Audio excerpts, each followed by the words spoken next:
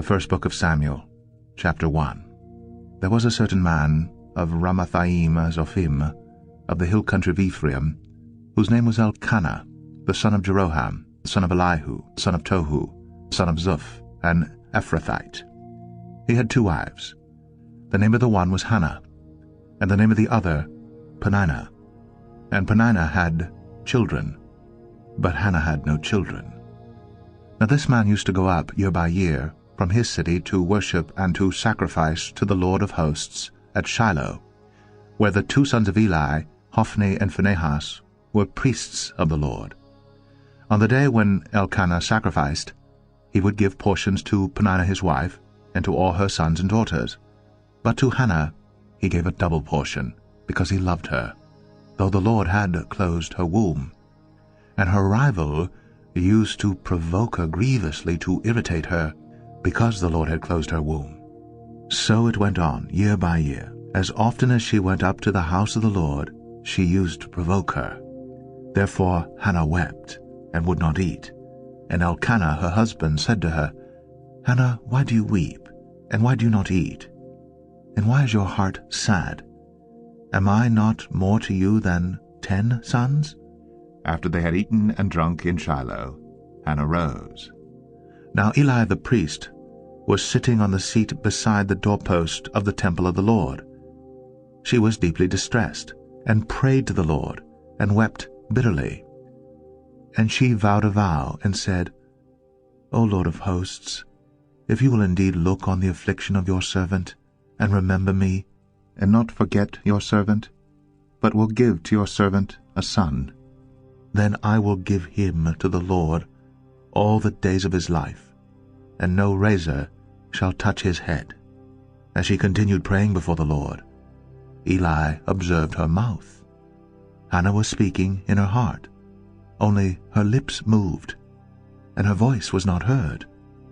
Therefore Eli took her to be a drunken woman, and Eli said to her, How long will you go on being drunk?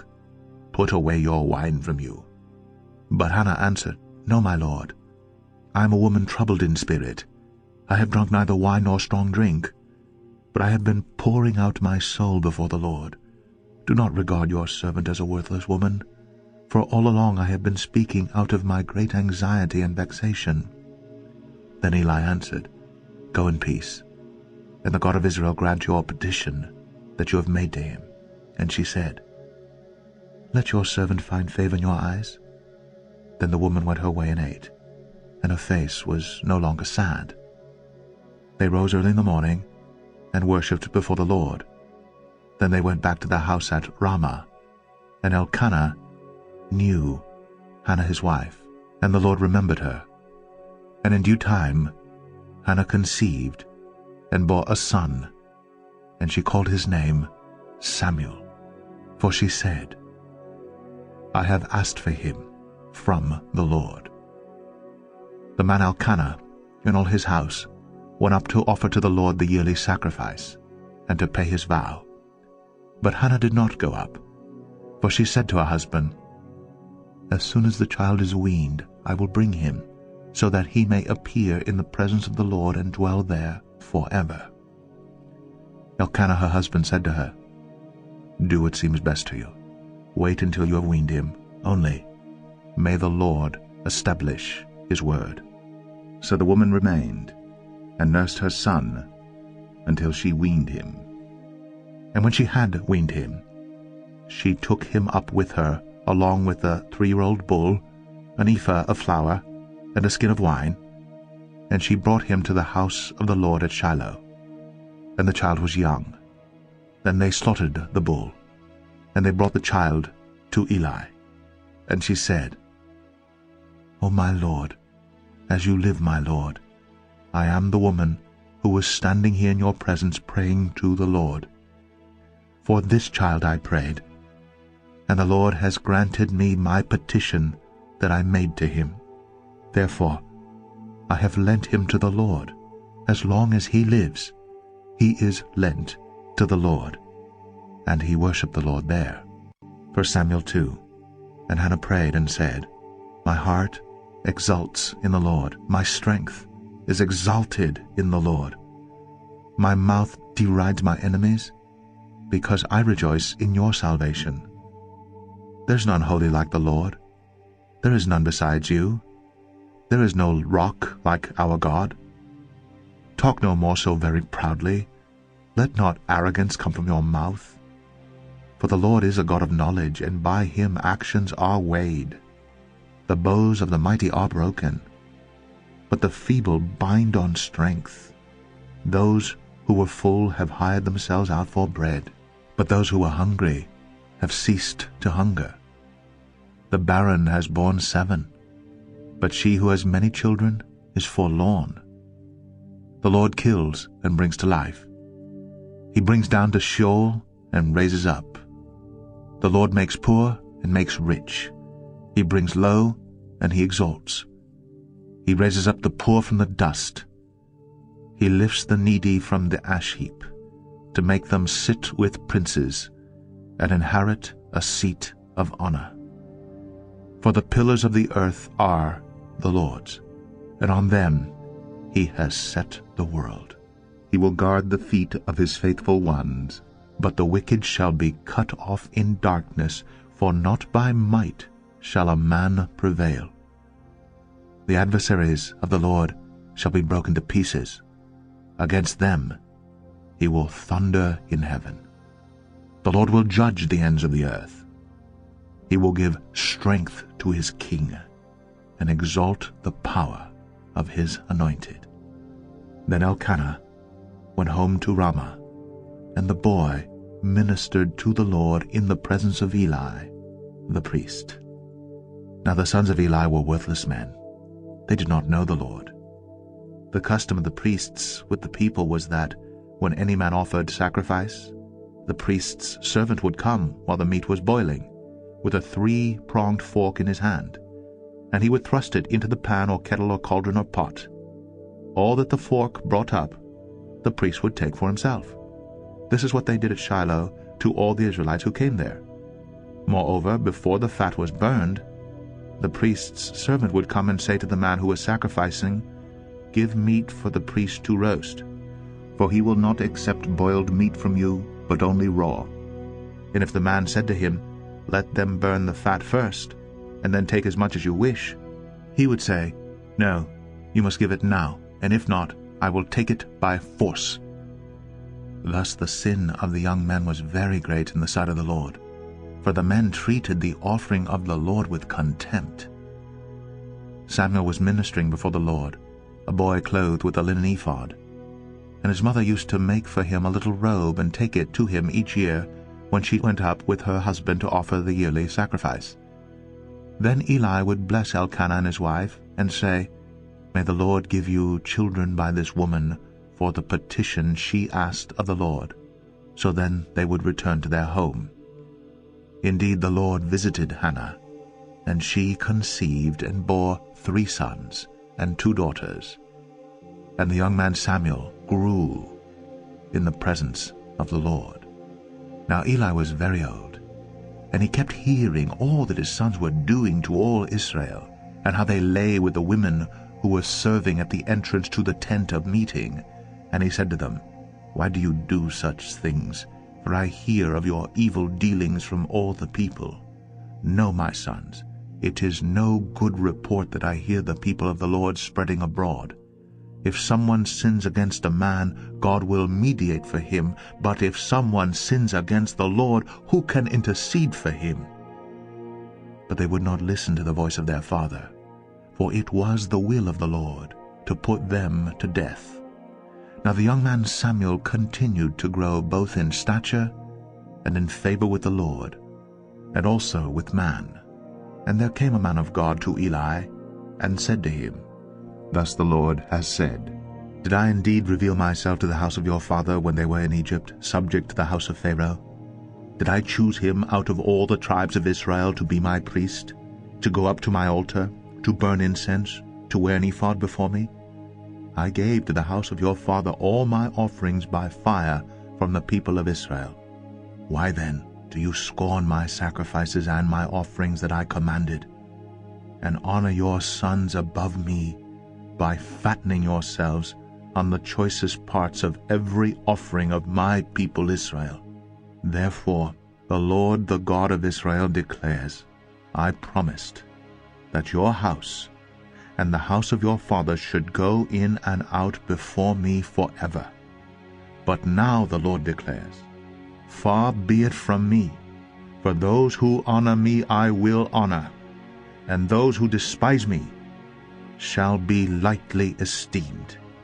Behold, the days are coming, when I will cut off your strength, and the strength of your father's house, so that there will not be an old man in your house. Then in distress you will look with envious eye on all the prosperity that shall be bestowed on Israel, and there shall not be an old man in your house forever. The only one of you whom I shall not cut off from my altar shall be spared to weep his eyes out, to grieve his heart. And all the descendants of your house shall die by the sword of men.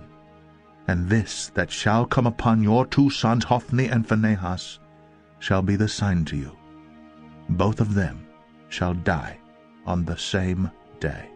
And I will raise up for myself a faithful priest, who shall do according to what is in my heart and in my mind. And I will build him a sure house, and he shall go in and out before my anointed forever. And everyone who is left in your house shall come to implore him for a piece of silver or a loaf of bread, and shall say, Please put me in one of the priest's places, that I may eat a morsel of bread. 1 Samuel 3. Now the young man Samuel was ministering to the Lord under Eli. And the word of the Lord was rare in those days. There was no frequent vision. At that time Eli, whose eyesight had begun to grow dim, so that he could not see, was lying down in his own place. The lamp of God had not yet gone out, and Samuel was lying down in the temple of the Lord, where the ark of God was. Then the Lord called to Samuel, and he said, Here I am, and ran to Eli, and said, Here I am, for you called me. But he said, I did not call. Lie down again. So he went and lay down. And the Lord called again, Samuel. And Samuel rose and went to Eli and said, Here I am, for you called me. But he said, I did not call, my son. Lie down again. Now Samuel did not yet know the Lord, and the word of the Lord had not yet been revealed to him. And the Lord called Samuel again the 3rd time, and he rose and went to Eli and said, Here I am, for you called me. Then Eli perceived that the Lord was calling the young man. Therefore Eli said to Samuel, Go, lie down, and if he calls you, you shall say, Speak, Lord, for your servant hears. So Samuel went and lay down in his place. And the Lord came and stood, calling as at other times, Samuel, Samuel. And Samuel said, Speak, for your servant hears.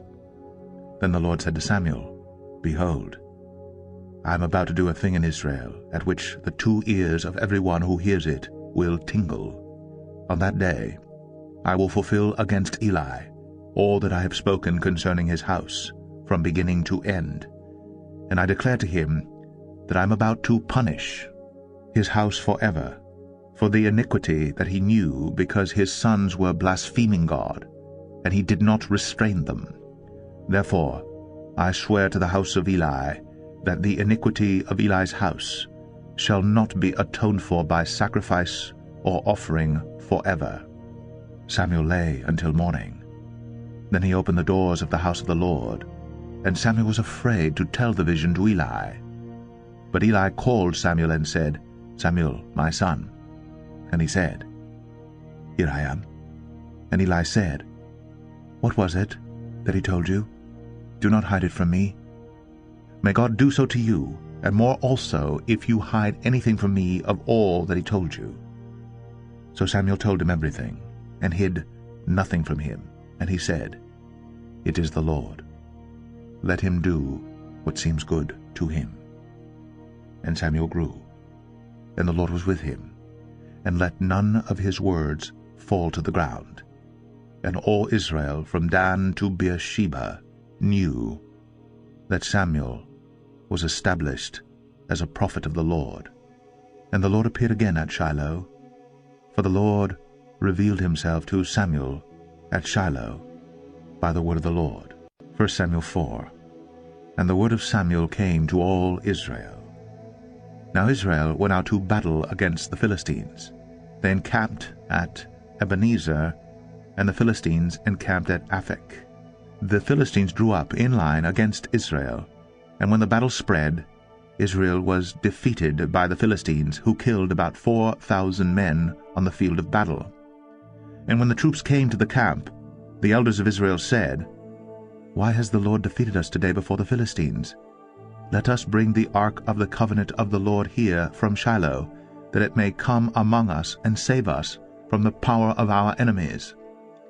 So the people sent to Shiloh, and brought from there the ark of the covenant of the Lord of hosts, who is enthroned on the cherubim.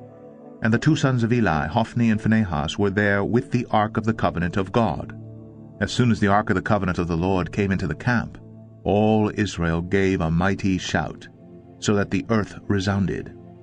And when the Philistines heard the noise of the shouting, they said, "What does this great shouting in the camp of the Hebrews mean?"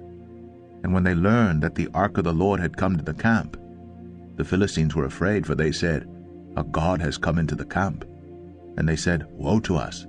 For nothing like this has happened before. Woe to us! Who can deliver us from the power of these mighty gods? These are the gods who struck the Egyptians with every sort of plague in the wilderness.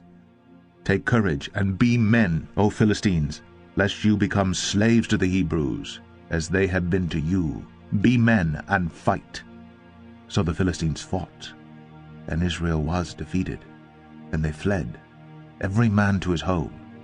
And there was a very great slaughter, for there fell of Israel 30,000 foot soldiers. And the ark of God was captured, and the two sons of Eli, Hophni and Phinehas, died. A man of Benjamin ran from the battle line and came to Shiloh the same day, with his clothes torn and with dirt on his head. When he arrived, Eli was sitting on his seat by the road watching, for his heart trembled for the ark of God. And when the man came into the city and told the news, all the city cried out. When Eli heard the sound of the outcry, he said, "What is this uproar?" Then the man hurried and came and told Eli. Now Eli was 98 years old, and his eyes were set so that he could not see.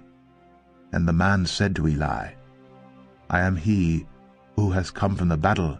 I fled from the battle today." And he said, "How did it go, my son?" He who brought the news answered and said, "Israel has fled before the Philistines, and there has also been a great defeat among the people. Your two sons also, Hophni and Phinehas, are dead, and the ark of God has been captured."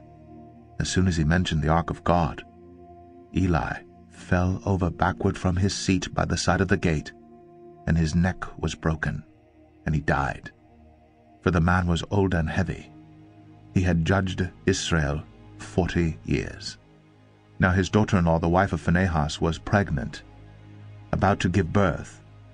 And when she heard the news that the ark of God was captured, and that her father-in-law and her husband were dead, she bowed and gave birth, for her pains came upon her.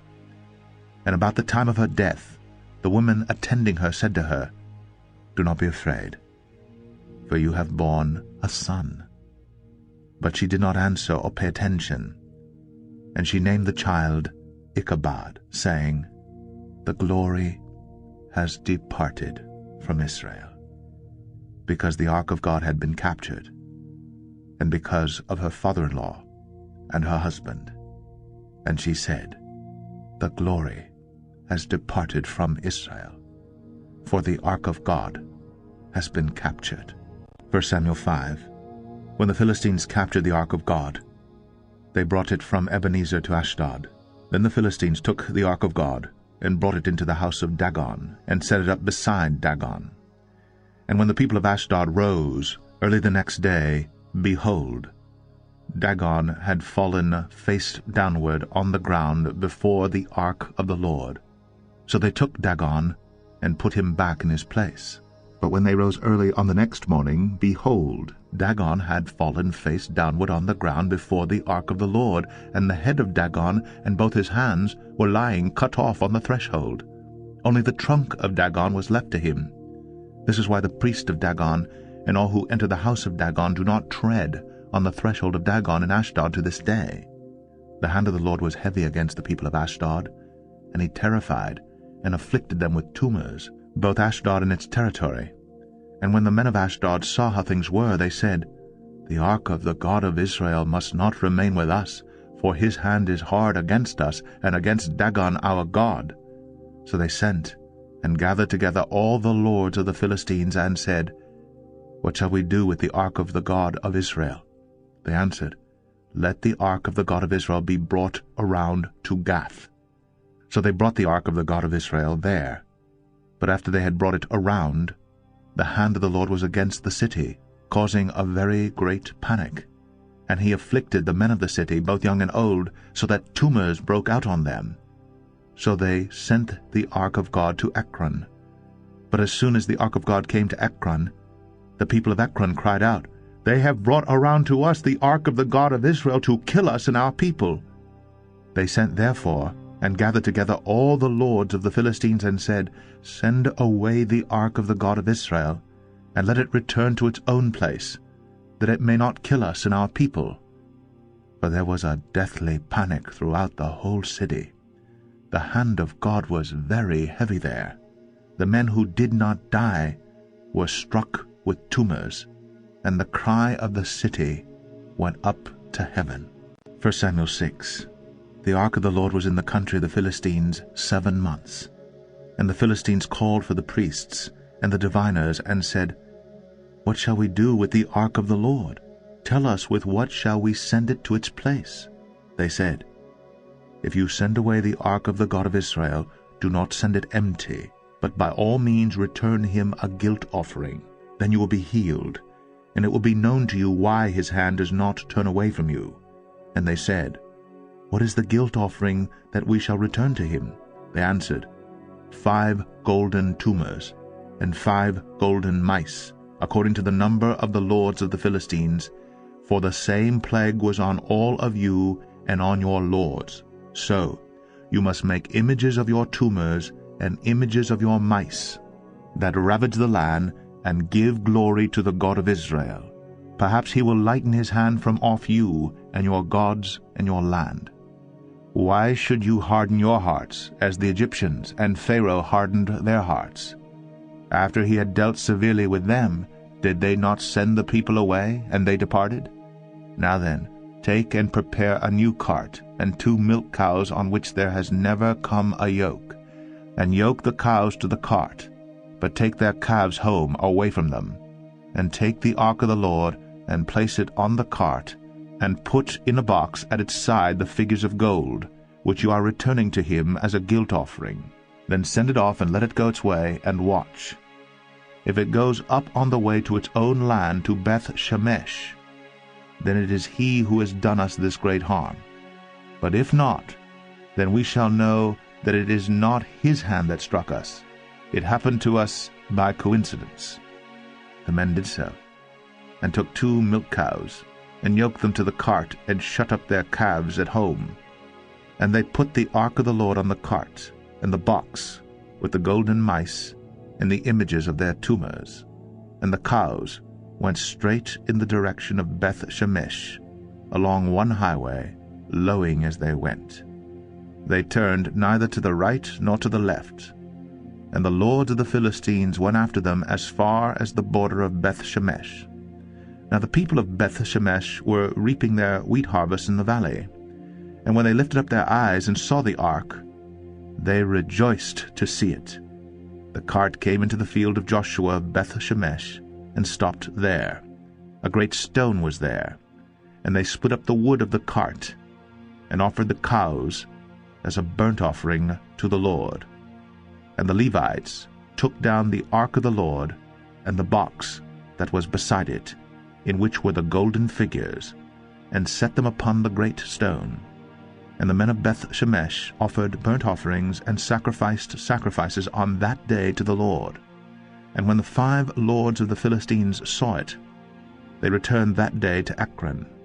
These are the golden tumors that the Philistines returned as a guilt offering to the Lord: 1 for Ashdod, 1 for Gaza, 1 for Ashkelon, 1 for Gath, 1 for Ekron.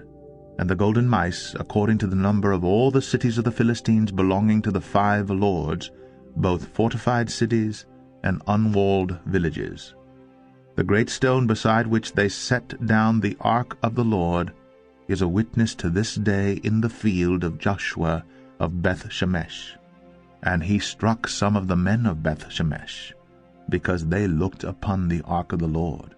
He struck 70 men of them, and the people mourned because the Lord had struck the people with a great blow. Then the men of Beth-Shemesh said, Who is able to stand before the Lord this holy God? And to whom shall he go up away from us? So they sent messengers to the inhabitants of Kiriath-Jearim, saying, The Philistines have returned the ark of the Lord. Come down and take it up to you.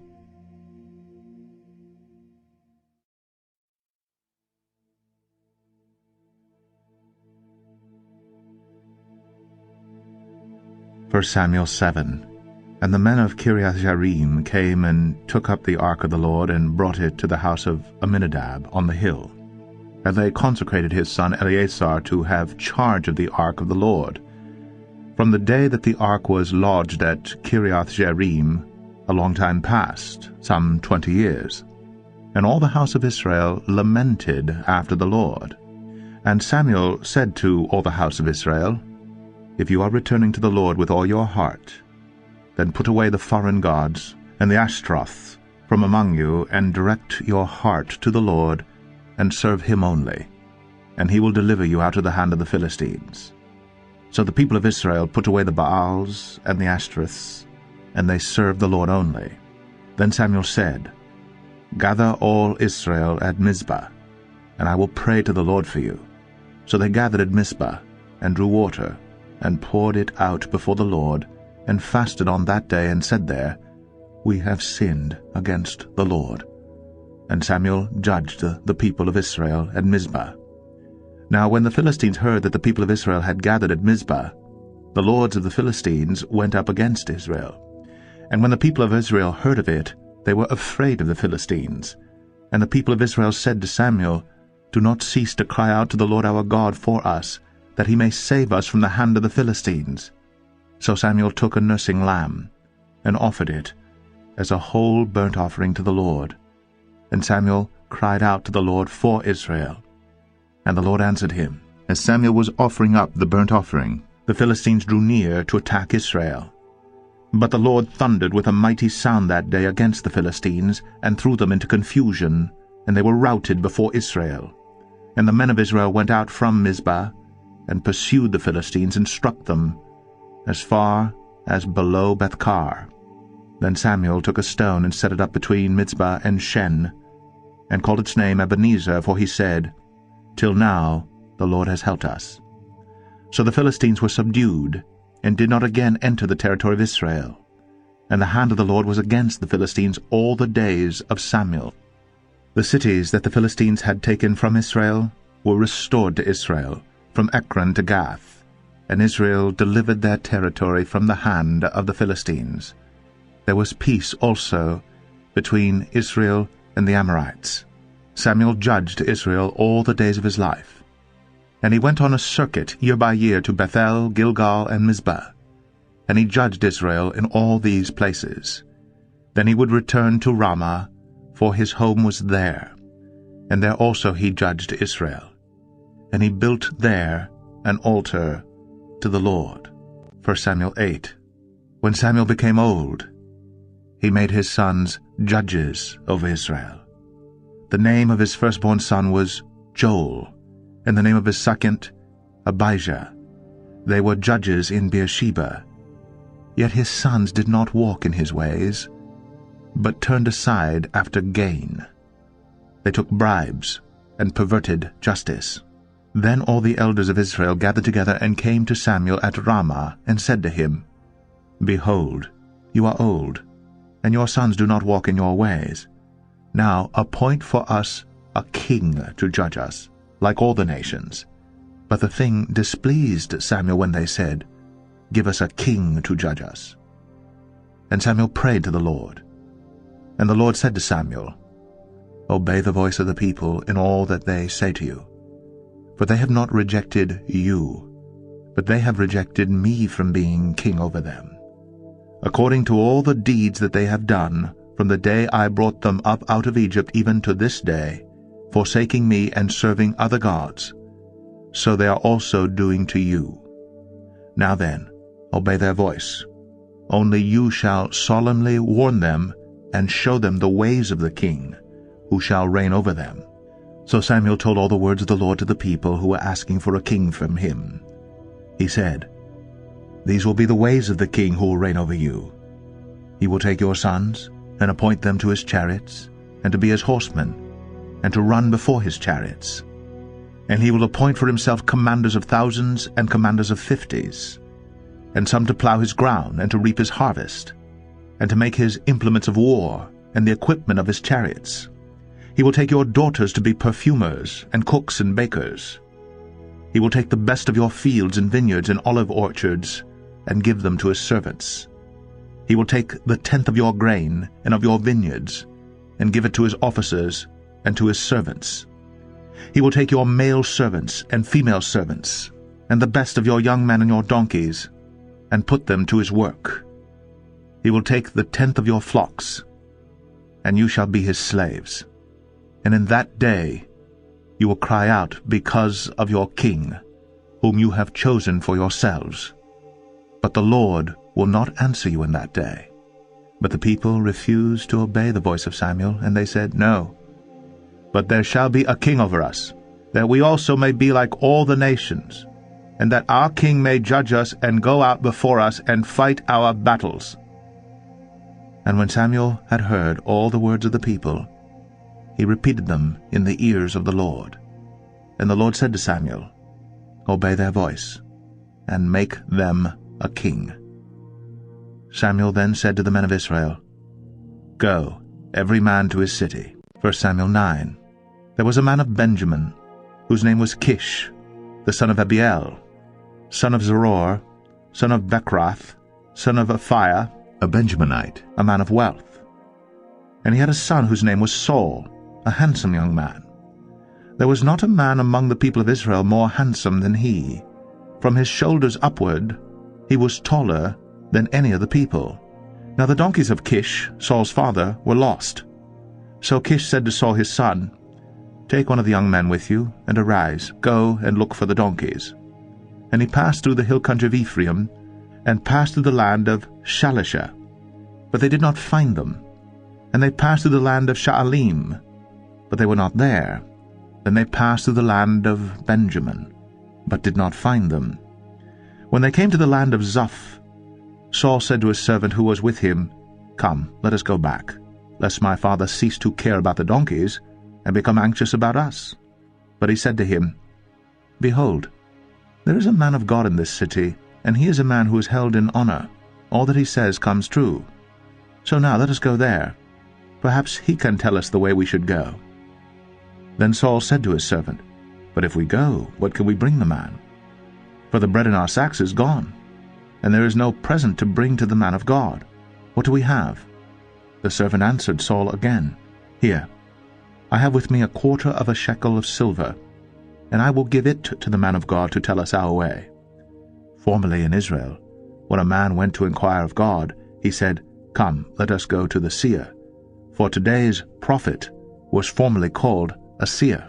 And Saul said to his servant, Well said, come, let us go. So they went to the city where the man of God was. As they went up to the hill to the city, they met young women coming out to draw water, and said to them, Is the seer here? They answered, He is. Behold, he is just ahead of you. Hurry. He has come just now to the city because the people have sacrificed today on the high place. As soon as you enter the city you will find him, before he goes up to the high place to eat. for the people will not eat till he comes, since he must bless the sacrifice. Afterward, those who are invited will eat. Now go up, for you will meet him immediately." So they went up to the city. As they were entering the city, they saw Samuel coming out toward them on his way up to the high place. Now the day before Saul came, the Lord had revealed to Samuel, "Tomorrow about this time I will send to you a man from the land of Benjamin, and you shall anoint him to be prince over my people Israel. He shall save my people from the hand of the Philistines, for I have seen my people, because their cry has come to me." When Samuel saw Saul, the Lord told him, "Here is the man of whom I spoke to you. He it is who shall restrain my people." Then Saul approached Samuel in the gate and said, "Tell me, where is the house of the seer?" Samuel answered Saul, "I am the seer. Go up before me to the high place. For today you shall eat with me, and in the morning I will let you go, and will tell you all that is on your mind. As for your donkeys that were lost 3 days ago, do not set your mind on them, for they have been found. And for whom is all that is desirable in Israel? Is it not for you, and for all your father's house?" Saul answered, "Am I not a Benjaminite, from the least of the tribes of Israel? And is not my clan the humblest of all the clans of the tribe of Benjamin? Why then have you spoken to me in this way?" Then Samuel took Saul and his young man, and brought them into the hall, and gave them a place at the head of those who had been invited, who were about 30 persons. And Samuel said to the cook, "Bring the portion I gave you, of which I said to you, put it aside." So the cook took up the leg, and what was on it, and set them before Saul. And Samuel said, "See, what was kept is set before you. Eat, because it was kept for you until the hour appointed, that you might eat with the guests." So Saul ate with Samuel that day. And when they came down from the high place into the city, a bed was spread for Saul on the roof, and he lay down to sleep. Then at the break of dawn Samuel called to Saul on the roof, "Up, that I may send you on your way." So Saul arose, and both he and Samuel went out into the street. As they were going down to the outskirts of the city, Samuel said to Saul, "Tell the servant to pass on before us, and when he has passed on, stop here yourself for a while, that I may make known to you the word of God." 1 Samuel 10. Then Samuel took a flask of oil, and poured it on his head, and kissed him, and said, "Has not the Lord anointed you to be prince over his people Israel? And you shall reign over the people of the Lord, and you will save them from the hand of their surrounding enemies. And this shall be the sign to you that the Lord has anointed you to be prince over his heritage. When you depart from me today, you will meet 2 men by Rachel's tomb in the territory of Benjamin at Zelzah, and they will say to you, 'The donkeys that you went to seek are found. And now your father has ceased to care about the donkeys, and is anxious about you, saying, What shall I do about my son?' Then you shall go on from there further, and come to the oak of Tabor. 3 men going up to God at Bethel will meet you there, one carrying 3 young goats, another carrying 3 loaves of bread, and another carrying a skin of wine. And they will greet you, and give you 2 loaves of bread, which you shall accept from their hand. After that you shall come to Gibeath Elohim, where there is a garrison of the Philistines, and there, as soon as you come to the city, you will meet a group of prophets coming down from the high place with harp, tambourine, flute, and lyre before them, prophesying. Then the Spirit of the Lord will rush upon you, and you will prophesy with them, and be turned into another man. Now when these signs meet you, do what your hand finds to do, for God is with you. Then go down before me to Gilgal, and behold, I am coming to you to offer burnt offerings and to sacrifice peace offerings. 7 days you shall wait, until I come to you and show you what you shall do." When he turned his back to leave Samuel, God gave him another heart. And all these signs came to pass that day. When they came to Gibeah, behold, a group of prophets met him, and the Spirit of God rushed upon him, and he prophesied among them. And when all who knew him previously saw how he prophesied with the prophets, the people said to one another, "What has come over the son of Kish? Is Saul also among the prophets?" And a man of the place answered, "And who is their father?" Therefore it became a proverb, "Is Saul also among the prophets?" When he had finished prophesying, he came to the high place. Saul's uncle said to him and to his servant, "Where did you go?" And he said, "To seek the donkeys. And when he saw they were not to be found, we went to Samuel." And Saul's uncle said, "Please tell me what Samuel said to you." And Saul said to his uncle, "He told us plainly that the donkeys had been found. But about the matter of the kingdom of which Samuel had spoken, he did not tell him anything." Now Samuel called the people together to the Lord at Mizpah, and he said to the people of Israel, "Thus says the Lord, the God of Israel, I brought up Israel out of Egypt, and I delivered you from the hand of the Egyptians, and from the hand of all the kingdoms that were oppressing you. But today you have rejected your God, who saves you from all your calamities and your distresses, and you have said to him, Set a king over us. Now therefore present yourselves before the Lord by your tribes and by your thousands." Then Samuel brought all the tribes of Israel near, and the tribe of Benjamin was taken by lot. He brought the tribe of Benjamin near by its clans, and the clan of the Matrites was taken by lot, and Saul the son of Kish was taken by lot. But when they sought him, he could not be found. So they inquired again of the Lord, "Is there a man still to come?" And the Lord said, "Behold, he has hidden himself among the baggage." Then they ran and took him from there. And when he stood among the people, he was taller than any of the people from his shoulders upward. And Samuel said to all the people, "Do you see him whom the Lord has chosen? There is none like him among all the people." And all the people shouted, "Long live the king!" Then Samuel told the people the rights and duties of the kingship, and he wrote them in a book, and laid it up before the Lord. Then Samuel sent all the people away, each one to his home. Saul also went to his home at Gibeah, and with him went men of valor, whose hearts God had touched. But some worthless fellows said, "How can this man save us?" And they despised him, and brought him no present, but he held his peace. 1 Samuel 11. Then Nahash the Ammonite went up and besieged Jabesh Gilead. And all the men of Jabesh said to Nahash, "Make a treaty with us, and we will serve you."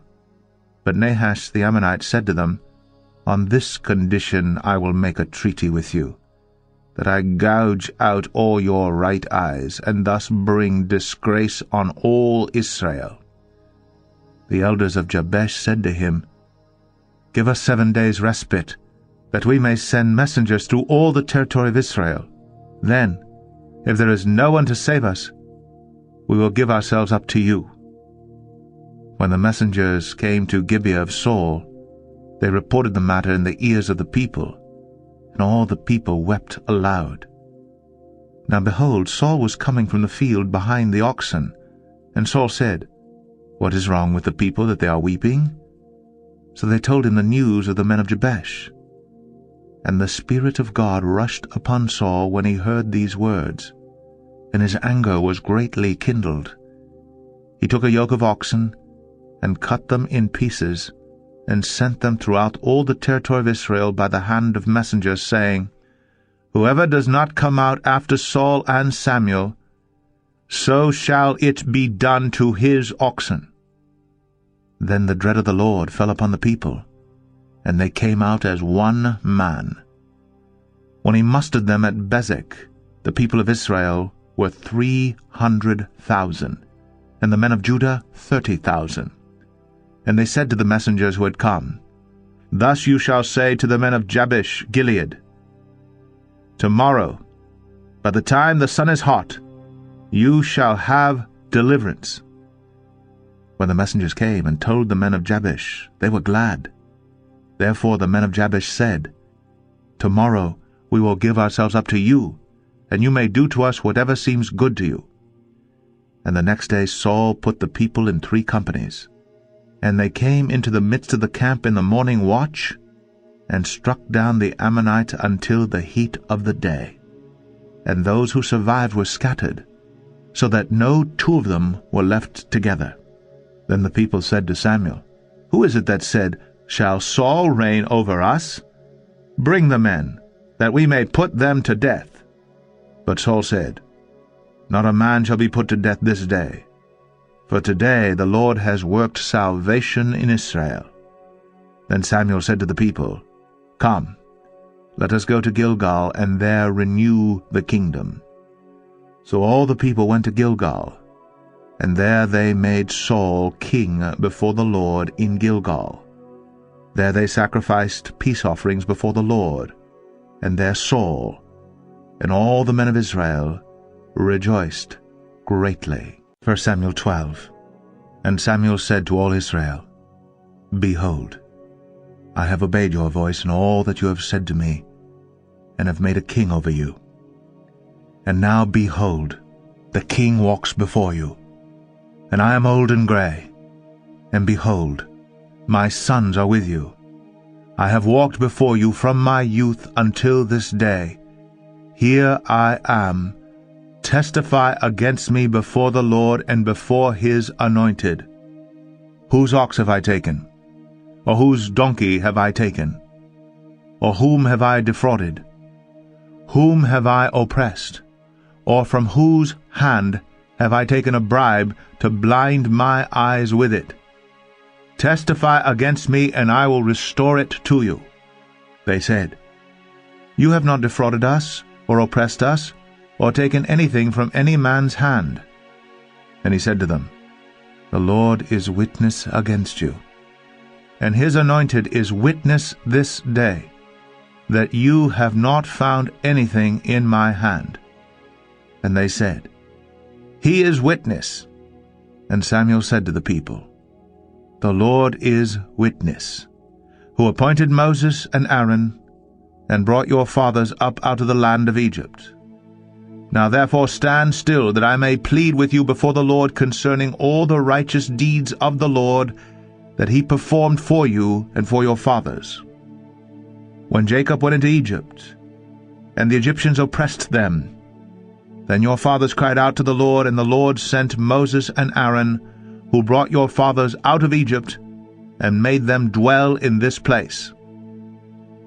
But they forgot the Lord their God, and he sold them into the hand of Sisera, commander of the army of Hazor, and into the hand of the Philistines, and into the hand of the king of Moab, and they fought against them.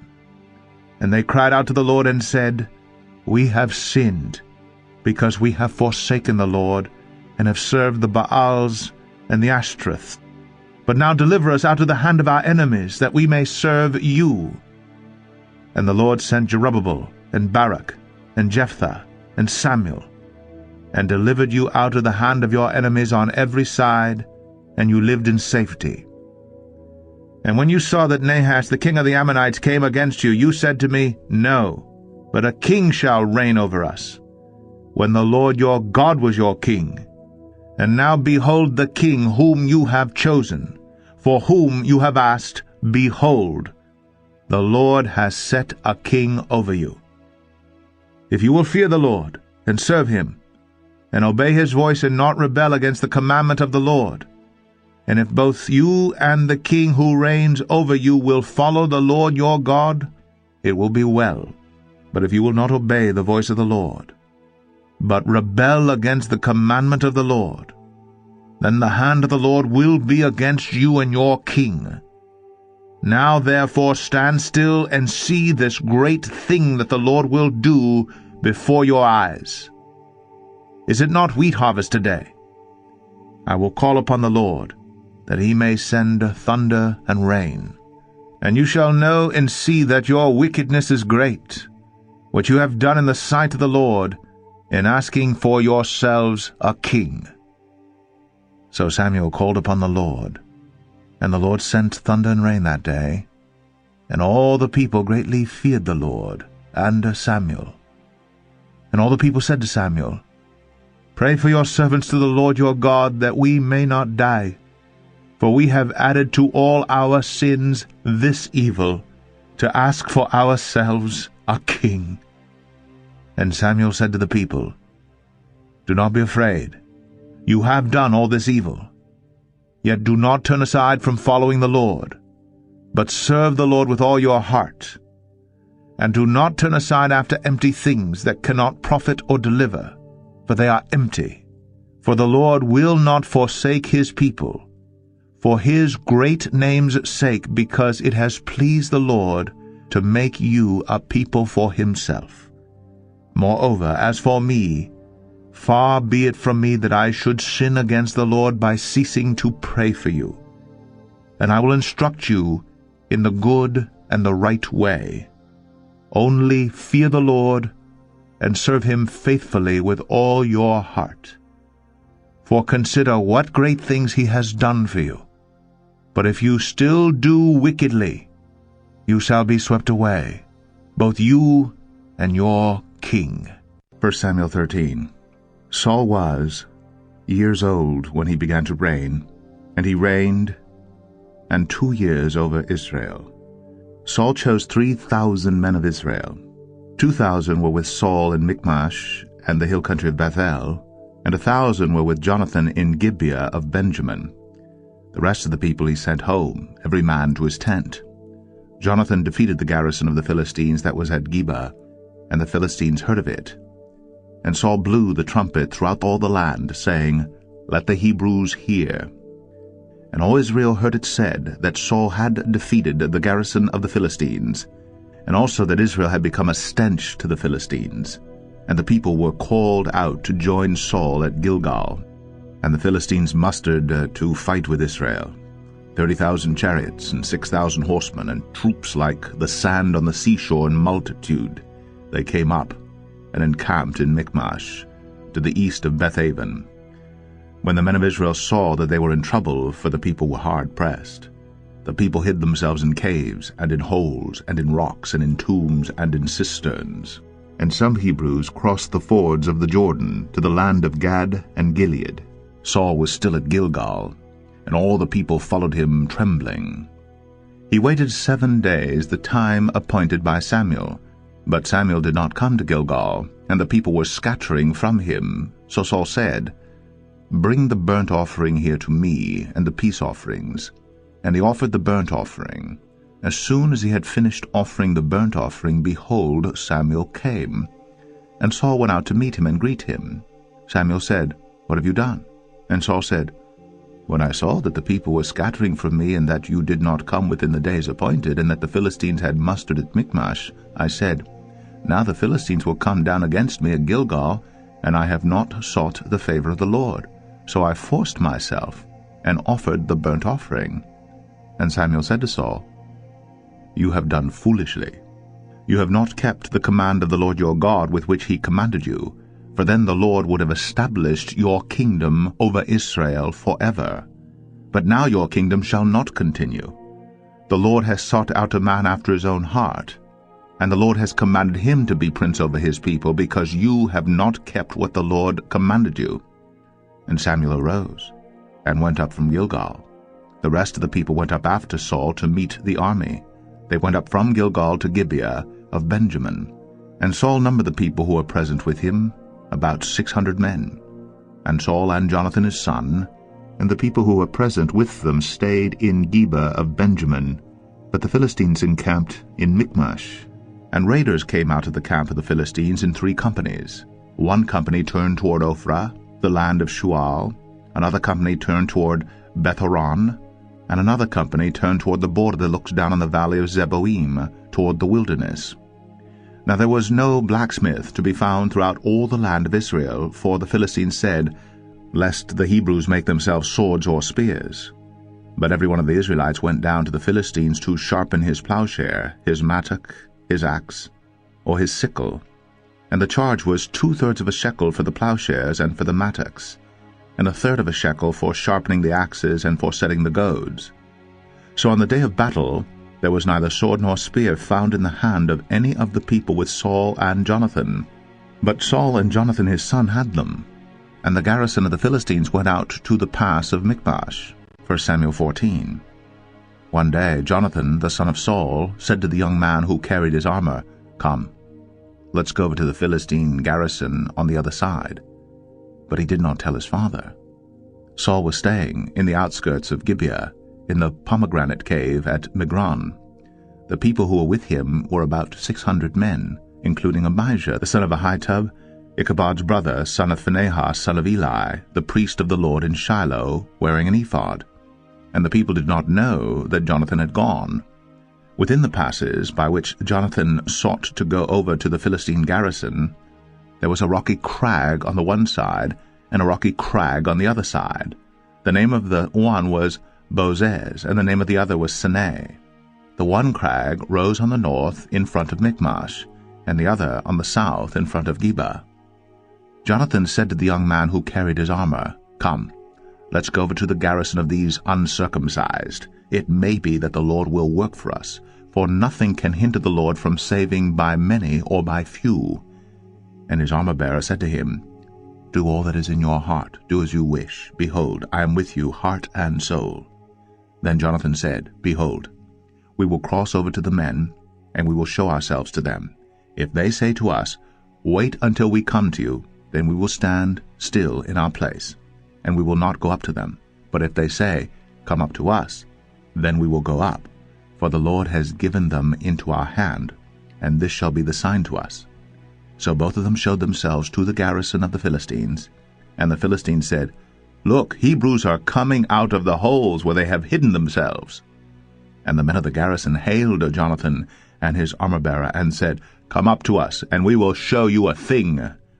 And Jonathan said to his armor-bearer, "Come up after me, for the Lord has given them into the hand of Israel." Then Jonathan climbed up on his hands and feet, and his armor-bearer after him. And they fell before Jonathan, and his armor-bearer killed them after him. And that first strike, which Jonathan and his armor-bearer made, killed about 20 men, within, as it were, a half a furrow's length in an acre of land. And there was a panic in the camp, in the field, and among all the people. The garrison and even the raiders trembled, the earth quaked, and it became a very great panic. And the watchmen of Saul and Gibeah of Benjamin looked, and behold, the multitude was dispersing here and there. Then Saul said to the people who were with him, "Count and see who has gone from us." And when they had counted, behold, Jonathan and his armor-bearer were not there. So Saul said to Ahijah, "Bring the ark of God here." For the ark of God went at that time with the people of Israel. Now while Saul was talking to the priests, the tumult in the camp of the Philistines increased more and more. So Saul said to the priest, "Withdraw your hand." Then Saul and all the people who were with him rallied and went into the battle. And behold, every Philistine's sword was against his fellow, and there was very great confusion. Now the Hebrews who had been with the Philistines before that time, and had gone up with them into the camp, even they also turned to be with the Israelites who were with Saul and Jonathan. Likewise, when all the men of Israel who had hidden themselves in the hill country of Ephraim heard that the Philistines were fleeing, they too followed hard after them in the battle. So the Lord saved Israel that day, and the battle passed beyond Bethaven. And the men of Israel had been hard pressed that day. So Saul had laid an oath on the people, saying, "Cursed be the man who eats food until it is evening, and I am avenged of my enemies." So none of the people had tasted food. Now when all the people came to the forest, behold, there was honey on the ground. And when the people entered the forest, behold, the honey was dropping. But no one put his hand to his mouth, for the people feared the oath. But Jonathan had not heard his father charge the people with the oath. So he put out the tip of the staff that was in his hand, and dipped it in the honeycomb, and put his hand to his mouth. And his eyes became bright. Then one of the people said, "Your father strictly charged the people with an oath, saying, 'Cursed be the man who eats food this day.' And the people were faint. Then Jonathan said, 'My father has troubled the land. See how my eyes have become bright, because I tasted a little of this honey? How much better if the people had eaten freely today of the spoils of their enemies that they found. For now the defeat among the Philistines has not been great. They struck down the Philistines that day from Michmash to Aijalon, and the people were very faint. The people pounced on the spoil, and took sheep and oxen and calves, and slaughtered them on the ground. And the people ate them with the blood. Then they told Saul, Behold, the people are sinning against the Lord by eating with the blood. And he said, You have dealt treacherously. Roll a great stone to me here. And Saul said, Disperse yourselves among the people, and say to them, Let every man bring his ox or sheep, and slaughter them here, and eat, and do not sin against the Lord by eating with the blood. So every one of the people brought his ox with him that night, and they slaughtered them there. And Saul built an altar to the Lord. It was the first altar that he built to the Lord. Then Saul said, Let us go down after the Philistines by night, and plunder them until the morning light. Let us not leave a man of them. And they said, Do whatever seems good to you. But the priest said, Let us draw near to God here. And Saul inquired of God, Shall I go down after the Philistines? Will you give them into the hand of Israel? But he did not answer him that day. And Saul said, Come here, all you leaders of the people, and know and see how this sin has arisen today. For as the Lord lives who saves Israel, though it be in Jonathan my son, he shall surely die. But there was not a man among all the people who answered him. Then he said to all Israel, You shall be on one side, and I and Jonathan my son will be on the other side. And the people said to Saul, Do what seems good to you. Therefore Saul said, O Lord God of Israel, why have you not answered your servant this day? If this guilt is in me or in Jonathan my son, O Lord God of Israel, give Urim. But if this guilt is in your people Israel, give Thummim. And Jonathan and Saul were taken, but the people escaped. Then Saul said, Cast the lot between me and my son Jonathan. And Jonathan was taken. Then Saul said to Jonathan, Tell me what you have done. And Jonathan told him, I tasted a little honey with the tip of the staff that was in my hand. Here I am. I will die. And Saul said, God do so to me, and more also. You shall surely die, Jonathan. Then the people said to Saul, Shall Jonathan die, who has worked this great salvation in Israel? Far from it. As the Lord lives, there shall not one hair of his head fall to the ground, for he has worked with God this day. So the people ransomed Jonathan, so that he did not die. Then Saul went up from pursuing the Philistines, and the Philistines went to their own place.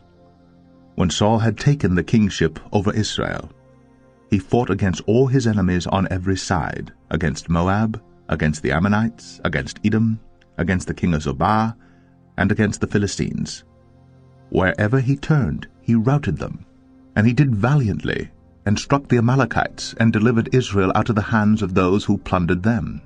Now the sons of Saul were Jonathan, Ishvi, and Malchishua, and the names of his 2 daughters were these. The name of the firstborn was Merab, and the name of the younger was Michal, and the name of Saul's wife was Ahinoam, the daughter of Ahimaaz, and the name of the commander of his army was Abner, the son of Ner, Saul's uncle. Kish was the father of Saul, and Ner, the father of Abner, was the son of Abiel. There was hard fighting against the Philistines all the days of Saul. And when Saul saw any strong man or any valiant man, he attached him to himself. 1 Samuel 15. And Samuel said to Saul, The Lord sent me to anoint you king over his people Israel. Now therefore listen to the words of the Lord.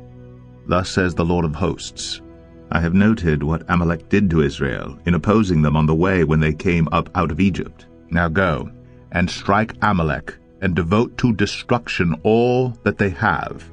Do not spare them, but kill both man and woman, child and infant, ox and sheep, camel and donkey.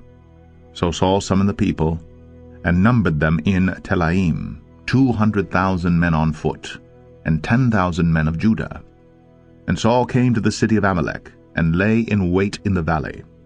Then Saul said to the Kenites, Go, depart, go down from among the Amalekites, lest I destroy you with them. For you showed kindness to all the people of Israel when they came up out of Egypt.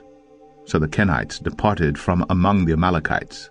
And Saul defeated the Amalekites from Havilah as far as Shur, which is east of Egypt. And he took Agag, the king of the Amalekites, alive, and devoted to destruction all the people with the edge of the sword. But Saul and the people spared Agag, and the best of the sheep, and of the oxen, and of the fattened calves, and the lambs, and all that was good, and would not utterly destroy them. All that was despised and worthless they devoted to destruction. The word of the Lord came to Samuel, I regret that I have made Saul king, for he has turned back from following me, and has not performed my commandments. And Samuel was angry, and he cried to the Lord all night. And Samuel rose early to meet Saul in the morning. And it was told Samuel, Saul came to Carmel, and behold, he set up a monument for himself, and turned and passed on, and went down to Gilgal. And Samuel came to Saul, and Saul said to him, Blessed be you to the Lord, I have performed the commandment of the Lord. And Samuel said, What then is this bleating of the sheep in my ears, and the lowing of the oxen that I hear? Saul said, They have brought them from the Amalekites, for the people spared the best of the sheep and of the oxen to sacrifice to the Lord your God, and the rest we have devoted to destruction. Then Samuel said to Saul, Stop! I will tell you what the Lord said to me this night. And he said to him, Speak. And Samuel said, Though you are little in your own eyes, are you not the head of the tribes of Israel? The Lord anointed you king over Israel. And the Lord sent you on a mission and said, Go, devote to destruction the sinners, the Amalekites, and fight against them until they are consumed. Why then did you not obey the voice of the Lord? Why did you pounce on the spoil, and do what was evil in the sight of the Lord? And Saul said to Samuel, I have obeyed the voice of the Lord. I have gone on the mission on which the Lord sent me. I have brought Agag, the king of Amalek, and I have devoted the Amalekites to destruction. But the people took of the spoil sheep and oxen, the best of the things devoted to destruction, to sacrifice to the Lord your God in Gilgal. And Samuel said, Has the Lord as great delight in burnt offerings and sacrifices as in obeying the voice of the Lord? Behold, to obey is better than sacrifice, and to listen than the fat of rams. For rebellion is as the sin of divination, and presumption is as iniquity and idolatry. Because you have rejected the word of the Lord, he has also rejected you from being king. Saul said to Samuel, I have sinned, for I have transgressed the commandment of the Lord in your words, because I feared the people, and obeyed their voice. Now therefore, please, pardon my sin, and return with me that I may worship the Lord. And Samuel said to Saul, I will not return with you, for you have rejected the word of the Lord, and the Lord has rejected you from being king over Israel. As Samuel turned to go away, Saul seized the skirt of his robe, and it tore. And Samuel said to him, The Lord has torn the kingdom of Israel from you this day, and has given it to a neighbor of yours, who is better than you. And also the glory of Israel will not lie or have regret. For he is not a man, that he should have regret. Then he said, I have sinned. Yet honor me now before the elders of my people and before Israel, and return with me that I may bow before the Lord your God. So Samuel turned back after Saul, and Saul bowed before the Lord. Then Samuel said, Bring here to me Agag, the king of the Amalekites. And Agag came to him cheerfully. Agag said, Surely the bitterness of death is past. And Samuel said, As your sword has made women childless, so shall your mother be childless among women. And Samuel hacked Agag to pieces before the Lord in Gilgal. Then Samuel went to Ramah, and Saul went up to his house in Gibeah of Saul. And Samuel did not see Saul again until the day of his death. But Samuel grieved over Saul, and the Lord regretted that he had made Saul king over Israel. 1 Samuel 16. The Lord said to Samuel, How long will you grieve over Saul, since I have rejected him from being king over Israel? Fill your horn with oil and go. I will send you to Jesse the Bethlehemite, for I have provided for myself a king among his sons. And Samuel said, How can I go? If Saul hears it, he will kill me. And the Lord said, Take a heifer with you and say, I have come to sacrifice to the Lord, and invite Jesse to the sacrifice, and I will show you what you shall do. And you shall anoint for me him whom I declare to you.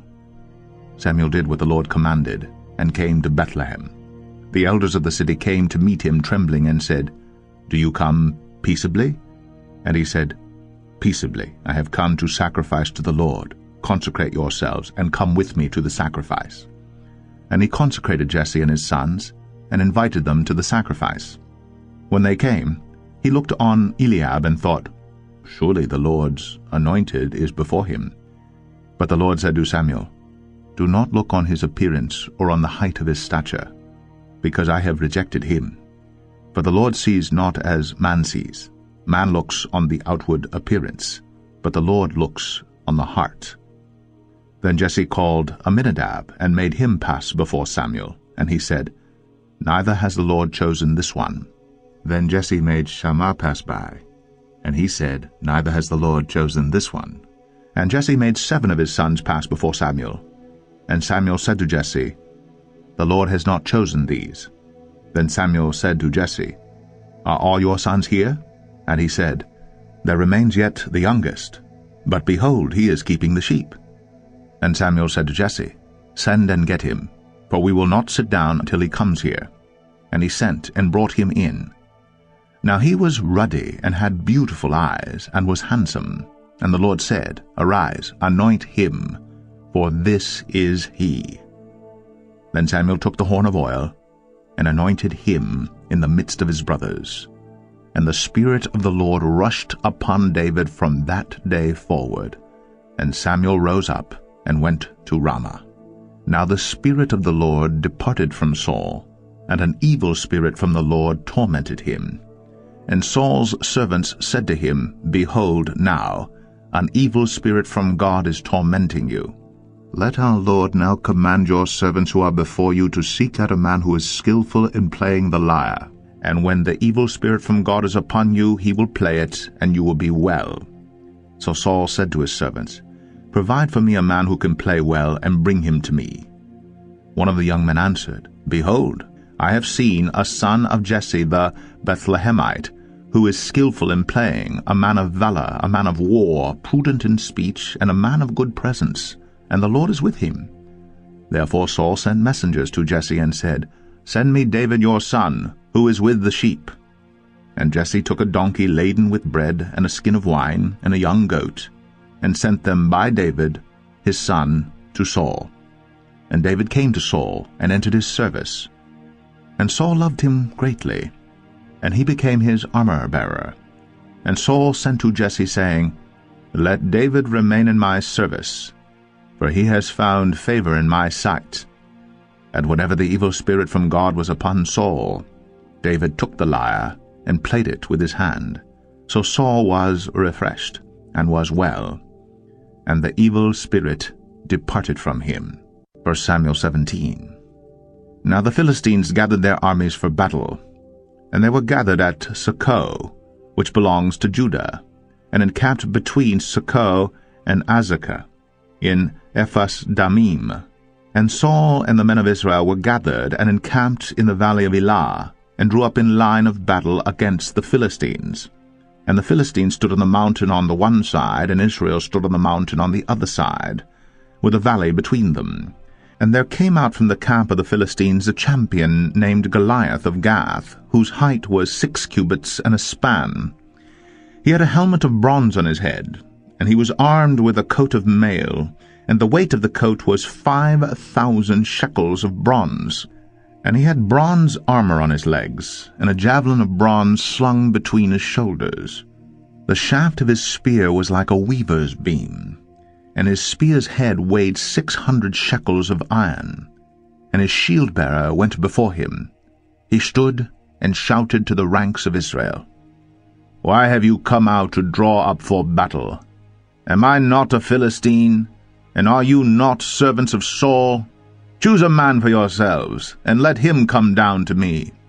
If he is able to fight with me and kill me, then we will be your servants. But if I prevail against him and kill him, then you shall be our servants and serve us." And the Philistine said, "I defy the ranks of Israel this day. Give me a man, that we may fight together." When Saul and all Israel heard these words of the Philistine, they were dismayed and greatly afraid. Now David was the son of an Ephrathite of Bethlehem in Judah, named Jesse, who had 8 sons. In the days of Saul the man was already old and advanced in years. The 3 oldest sons of Jesse had followed Saul to the battle, and the names of his 3 sons who went to the battle were Eliab, the firstborn, the next to him Aminadab, and the third Shammah. David was the youngest. The 3 eldest followed Saul. But David went back and forth from Saul to feed his father's sheep at Bethlehem. For 40 days the Philistine came forward and took his stand, morning and evening. And Jesse said to David his son, "Take for your brothers an ephah of this parched grain, and these 10 loaves, and carry them quickly to the camp to your brothers. Also take these 10 cheeses to the commander of their 1,000. See if your brothers are well, and bring some token from them." Now Saul and they and all the men of Israel were in the valley of Elah, fighting with the Philistines. And David rose early in the morning and left the sheep with the keeper and took the provisions and went, as Jesse had commanded him. And he came to the encampment as the host was going out to the battle line, shouting the war cry. And Israel and the Philistines drew up for battle, army against army. And David left the things in charge of the keeper of the baggage, and ran to the ranks, and went and greeted his brothers. As he talked with them, behold, the champion, the Philistine of Gath, Goliath by name, came up out of the ranks of the Philistines, and spoke the same words as before. And David heard him. All the men of Israel, when they saw the man, fled from him and were much afraid. And the men of Israel said, "Have you seen this man who has come up?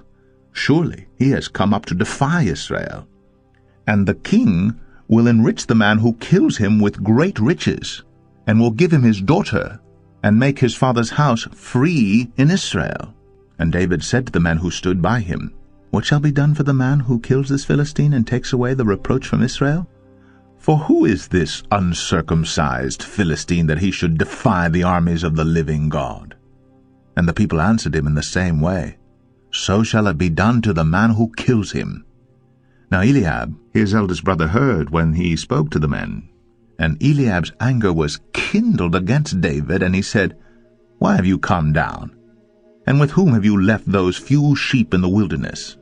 I know your presumption and the evil of your heart, for you have come down to see the battle."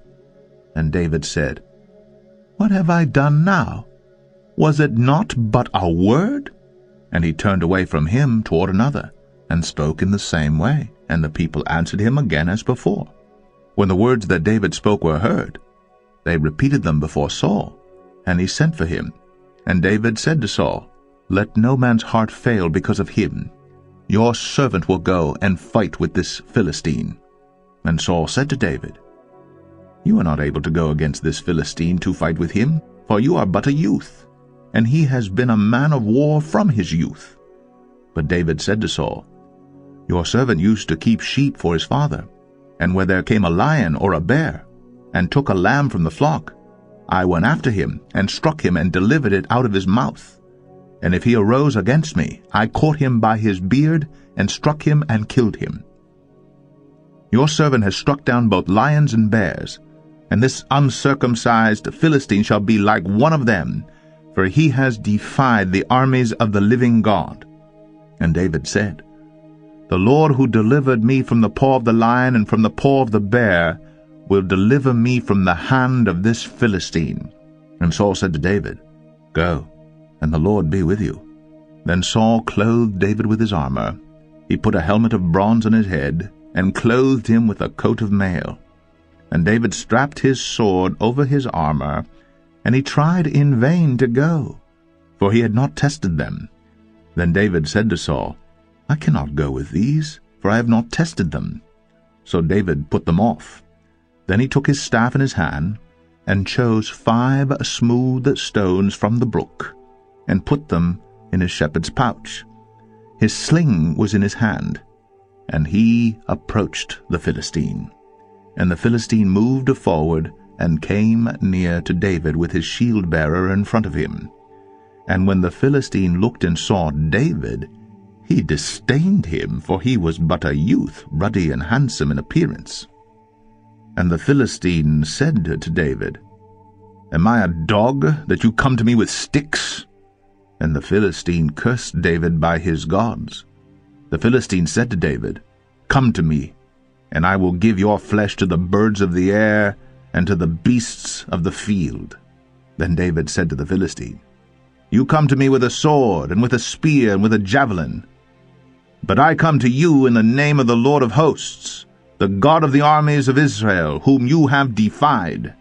This day the Lord will deliver you into my hand, and I will strike you down and cut off your head. And I will give the dead bodies of the host of the Philistines this day to the birds of the air and to the wild beasts of the earth, that all the earth may know that there is a God in Israel, and that all this assembly may know that the Lord saves not with sword and spear, for the battle is the Lord's, and he will give you into our hand." When the Philistine arose and came and drew near to meet David, David ran quickly toward the battle line to meet the Philistine. And David put his hand in his bag, and took out a stone, and slung it, and struck the Philistine on his forehead. The stone sank into his forehead, and he fell on his face to the ground. So David prevailed over the Philistine with a sling and with a stone, and struck the Philistine and killed him. There was no sword in the hand of David. Then David ran, and stood over the Philistine, and took his sword, and drew it out of his sheath, and killed him, and cut off his head with it. When the Philistines saw that their champion was dead, they fled. And the men of Israel and Judah rose with a shout, and pursued the Philistines as far as Gath, and the gates of Ekron, so that the wounded Philistines fell on the way from Sha'araim as far as Gath and Ekron. And the people of Israel came back from chasing the Philistines, and they plundered their camp. And David took the head of the Philistine, and brought it to Jerusalem. But he put his armor in his tent. As soon as Saul saw David go out against the Philistine, he said to Abner, the commander of the army, "Abner, whose son is this youth?" And Abner said, "As your soul lives, O king, I do not know." And the king said, "Inquire whose son the boy is." And as soon as David returned from the striking down of the Philistine, Abner took him, and brought him before Saul with the head of the Philistine in his hand. And Saul said to him, "Whose son are you, young man?" And David answered, "I am the son of your servant Jesse the Bethlehemite." 1 Samuel 18.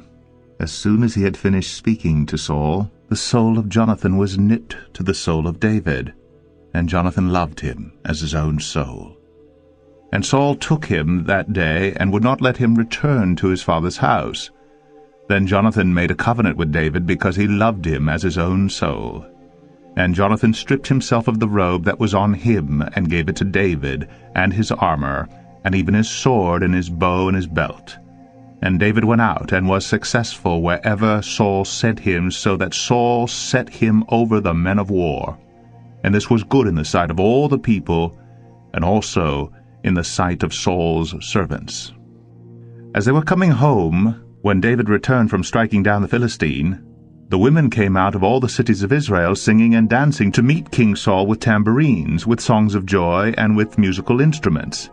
And the women sang to one another as they celebrated, "Saul has struck down his thousands, and David his 10,000s." And Saul was very angry, and this saying displeased him. He said, "They have ascribed to David 10,000s, and to me they have ascribed thousands, and what more can he have but the kingdom?" And Saul eyed David from that day on. The next day a harmful spirit from God rushed upon Saul, and he raved within his house while David was playing the lyre, as he did day by day.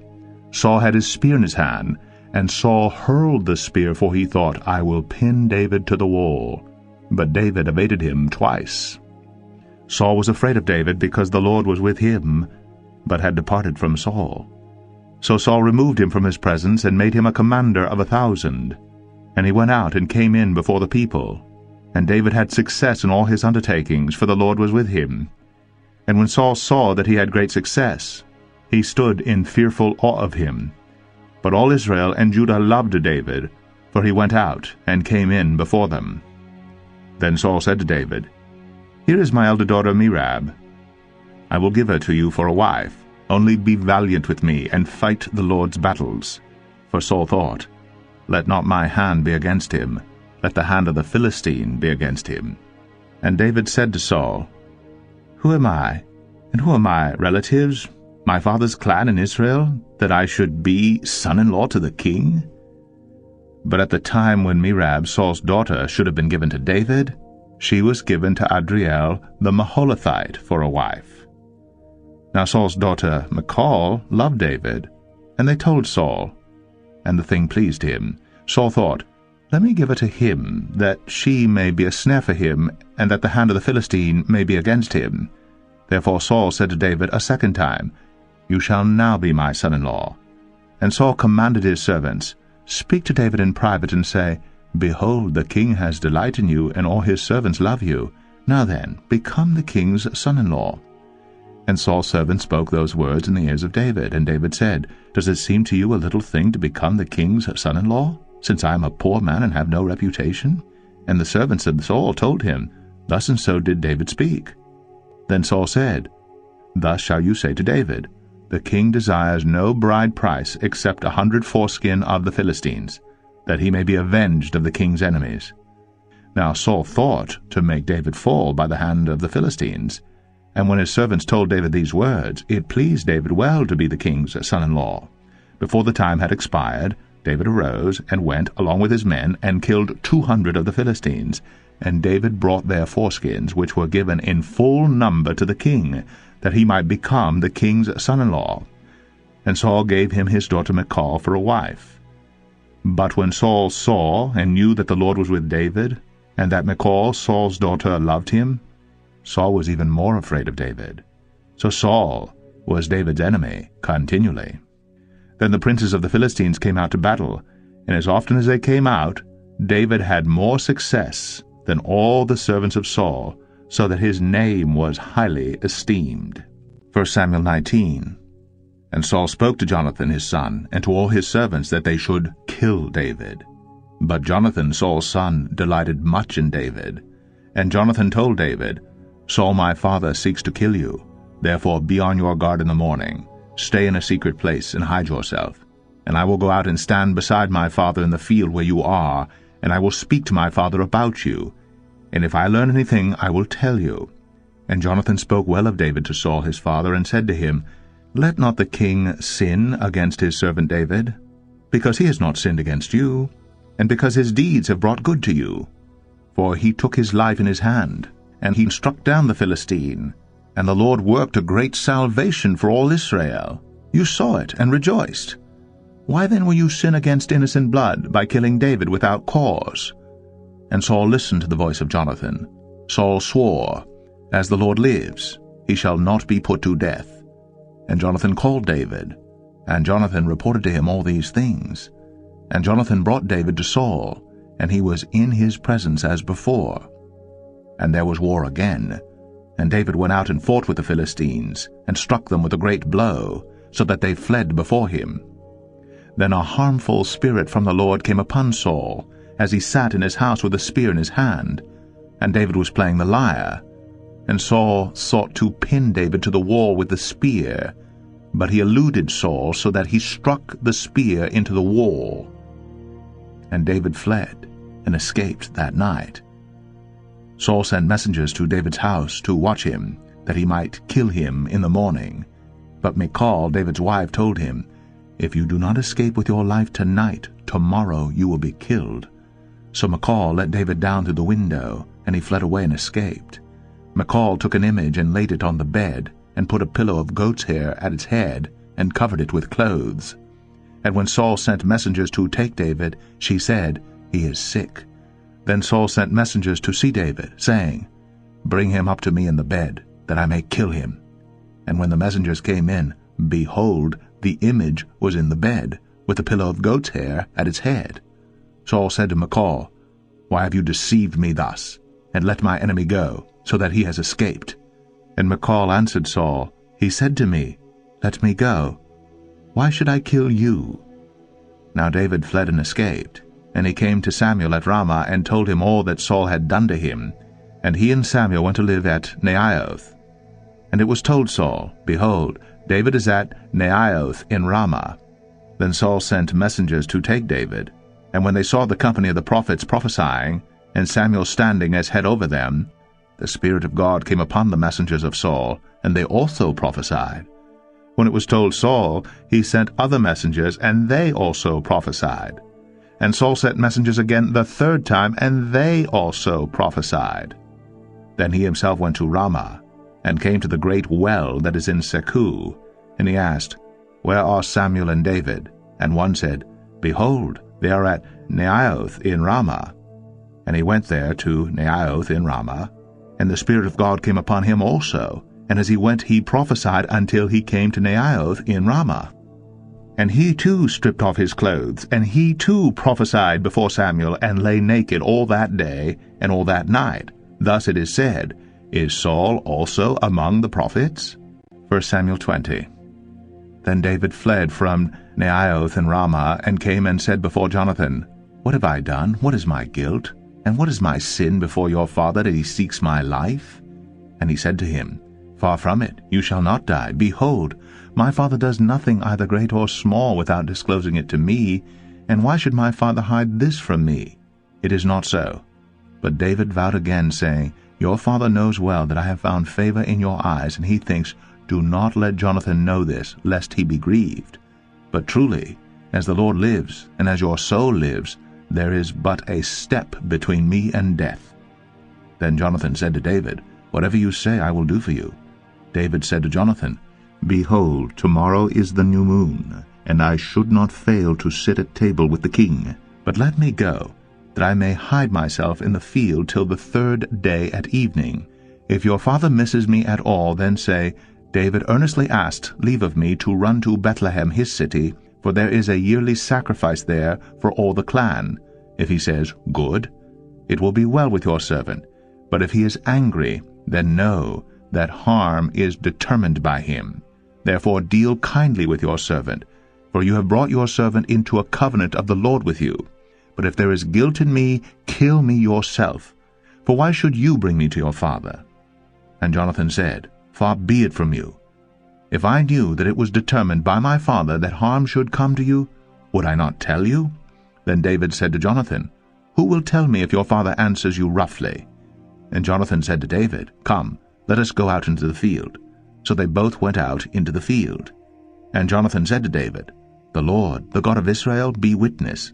When I have sounded out my father about this time tomorrow, or the third day, behold, if he is well disposed toward David, shall I not then send and disclose it to you?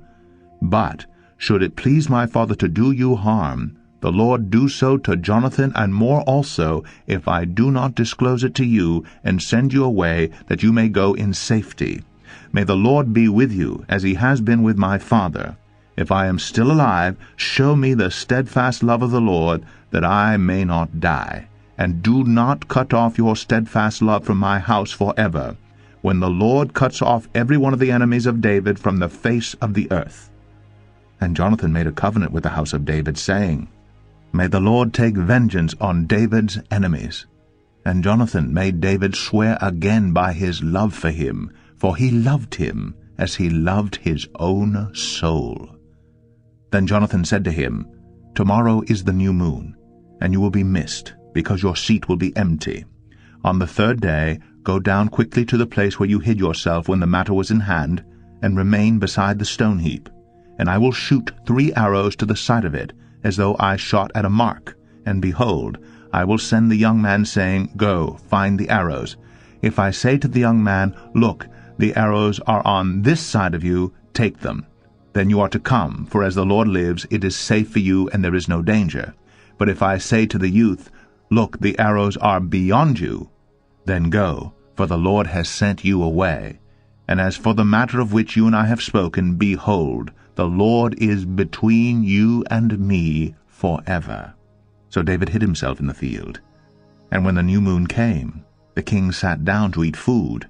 The king sat on his seat, as at other times, on the seat by the wall. Jonathan sat opposite, and Abner sat by Saul's side. But David's place was empty. Yet Saul did not say anything that day, for he thought, Something has happened to him. He is not clean. Surely he is not clean. But on the second day, the day after the new moon, David's place was empty. And Saul said to Jonathan his son, Why has not the son of Jesse come to the meal, either yesterday or today? Jonathan answered Saul, David earnestly asked leave of me to go to Bethlehem. He said, Let me go, for our clan holds a sacrifice in the city, and my brother has commanded me to be there. So now, if I have found favor in your eyes, let me get away and see my brothers. For this reason he has not come to the king's table. Then Saul's anger was kindled against Jonathan, and he said to him, You son of a perverse, rebellious woman, do I not know that you have chosen the son of Jesse to your own shame, and to the shame of your mother's nakedness? For as long as the son of Jesse lives on the earth, neither you nor your kingdom shall be established. Therefore send and bring him to me, for he shall surely die. Then Jonathan answered Saul his father, Why should he be put to death? What has he done? But Saul hurled his spear at him to strike him. So Jonathan knew that his father was determined to put David to death. And Jonathan rose from the table in fierce anger, and ate no food the second day of the month, for he was grieved for David, because his father had disgraced him. In the morning Jonathan went out into the field to the appointment with David, and with him a little boy. And he said to his boy, Run and find the arrows that I shoot. As the boy ran, he shot an arrow beyond him. And when the boy came to the place of the arrow that Jonathan had shot, Jonathan called after the boy and said, Is not the arrow beyond you? And Jonathan called after the boy, Hurry, be quick, do not stay. So Jonathan's boy gathered up the arrows and came to his master. But the boy knew nothing, only Jonathan and David knew the matter. And Jonathan gave his weapons to his boy and said to him, Go, and carry them to the city. And as soon as the boy had gone, David rose from beside the stone heap, and fell on his face to the ground, and bowed 3 times. And they kissed one another, and wept with one another, David weeping the most. Then Jonathan said to David, Go in peace, because we have sworn both of us in the name of the Lord, saying, The Lord shall be between me and you, and between my offspring and your offspring forever. And he rose and departed, and Jonathan went into the city. 1 Samuel 21. Then David came to Nob, to Ahimelech the priest. And Ahimelech came to meet David, trembling, and said to him, Why are you alone, and no one with you? And David said to Ahimelech the priest, The king has charged me with a matter, and said to me, Let no one know anything of the matter about which I send you, and with which I have charged you. I have made an appointment with the young man for such and such a place. Now then, what do you have on hand? Give me 5 loaves of bread, or whatever is here. And the priest answered David, I have no common bread on hand, but there is holy bread. If the young men have kept themselves from women, And David answered the priests, Truly, women have been kept from us, as always when I go on an expedition. The vessels of the young men are holy even when it is an ordinary journey. How much more today will their vessels be holy? So the priests gave him the holy bread, for there was no bread there but the bread of the presence, which is removed from before the Lord, to be replaced by hot bread on the day it is taken away. Now a certain man of the servants of Saul was there that day, detained before the Lord. His name was Doeg the Edomite, the chief of Saul's herdsmen. Then David said to Ahimelech, Then have you not here a spear or a sword at hand? For I have brought neither my sword nor my weapons with me, because the king's business required haste. And the priest said, The sword of Goliath the Philistine, whom you struck down in the valley of Elah, behold, it is here wrapped in a cloth behind the ephod. If you will take that, take it, for there is none but that here. And David said, There is none like that. Give it to me. And David rose and fled that day from Saul, and went to Achish, the king of Gath. And the servants of Achish said to him, Is not this David the king of the land? Did they not sing to one another of him in dances? Saul has struck down his thousands, and David his 10,000s? And David took these words to heart, and was much afraid of Achish, the king of Gath. So he changed his behavior before them, and pretended to be insane in their hands, and made marks on the doors of the gate, and let his spittle run down his beard. Then Achish said to his servants, Behold, you see the man is mad. Why then have you brought him to me? Do I lack madmen, that you have brought this fellow to behave as a madman in my presence? Shall this fellow come into my house?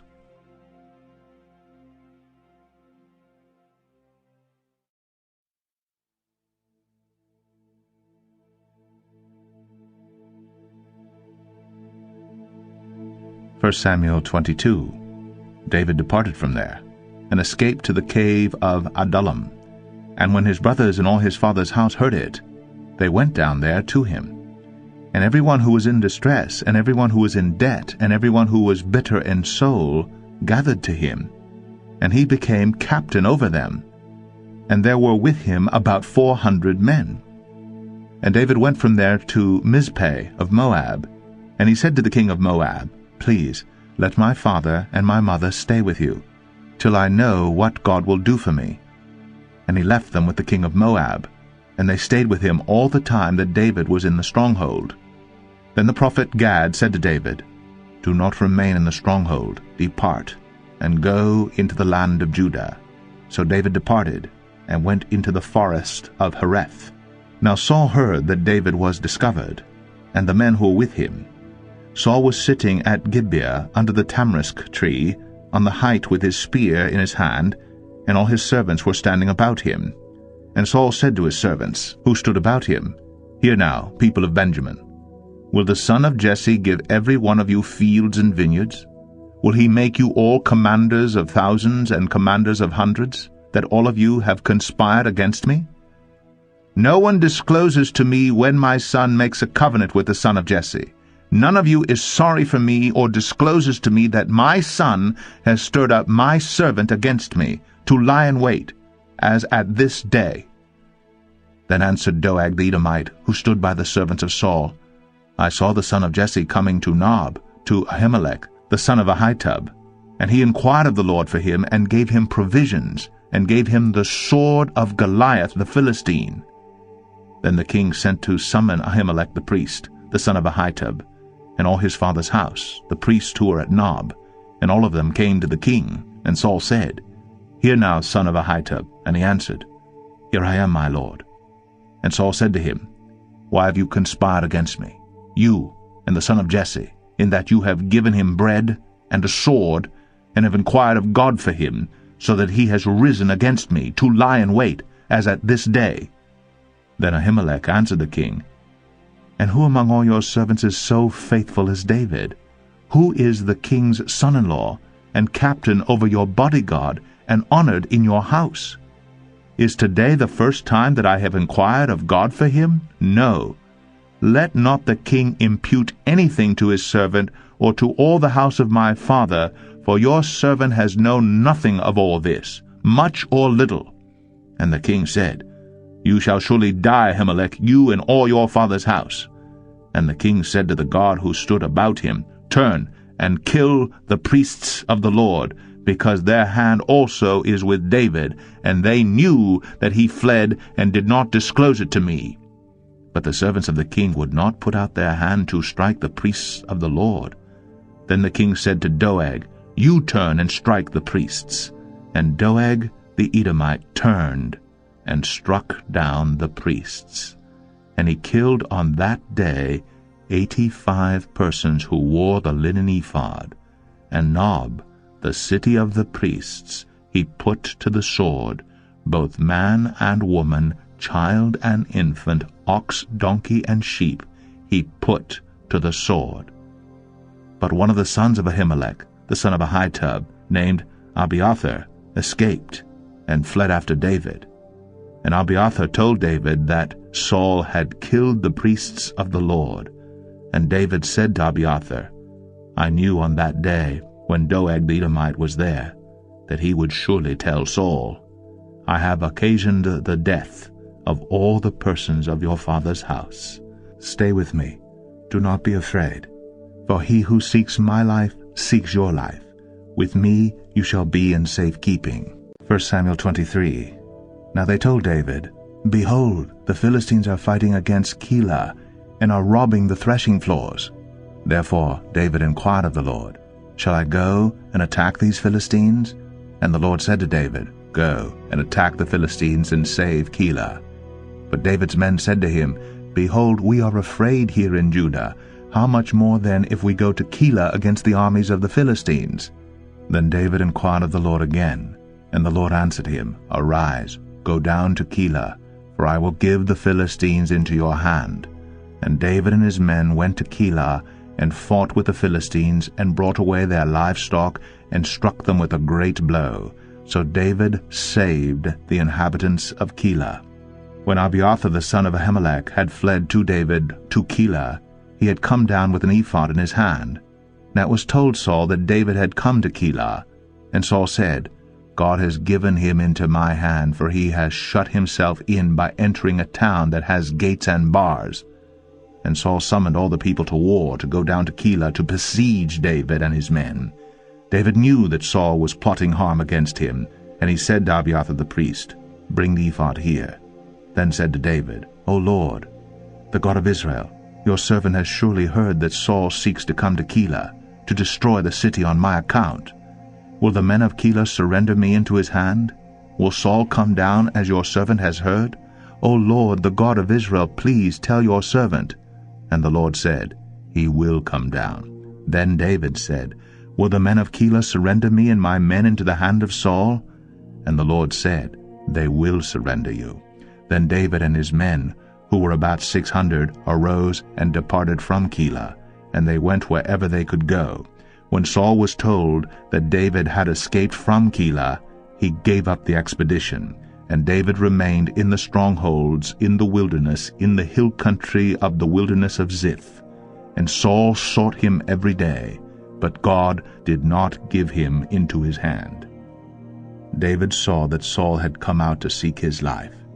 David was in the wilderness of Ziph at Horesh. And Jonathan, Saul's son, rose and went to David at Horesh and strengthened his hand in God. And he said to him, Do not fear, for the hand of Saul my father shall not find you.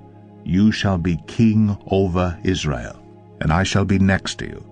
Saul my father also knows this. And the two of them made a covenant before the Lord. David remained at Horesh, and Jonathan went home. Then the Ziphites went up to Saul at Gibeah, saying, Is not David hiding among us in the strongholds at Horesh, on the hill of Hachilah, which is south of Jeshimon?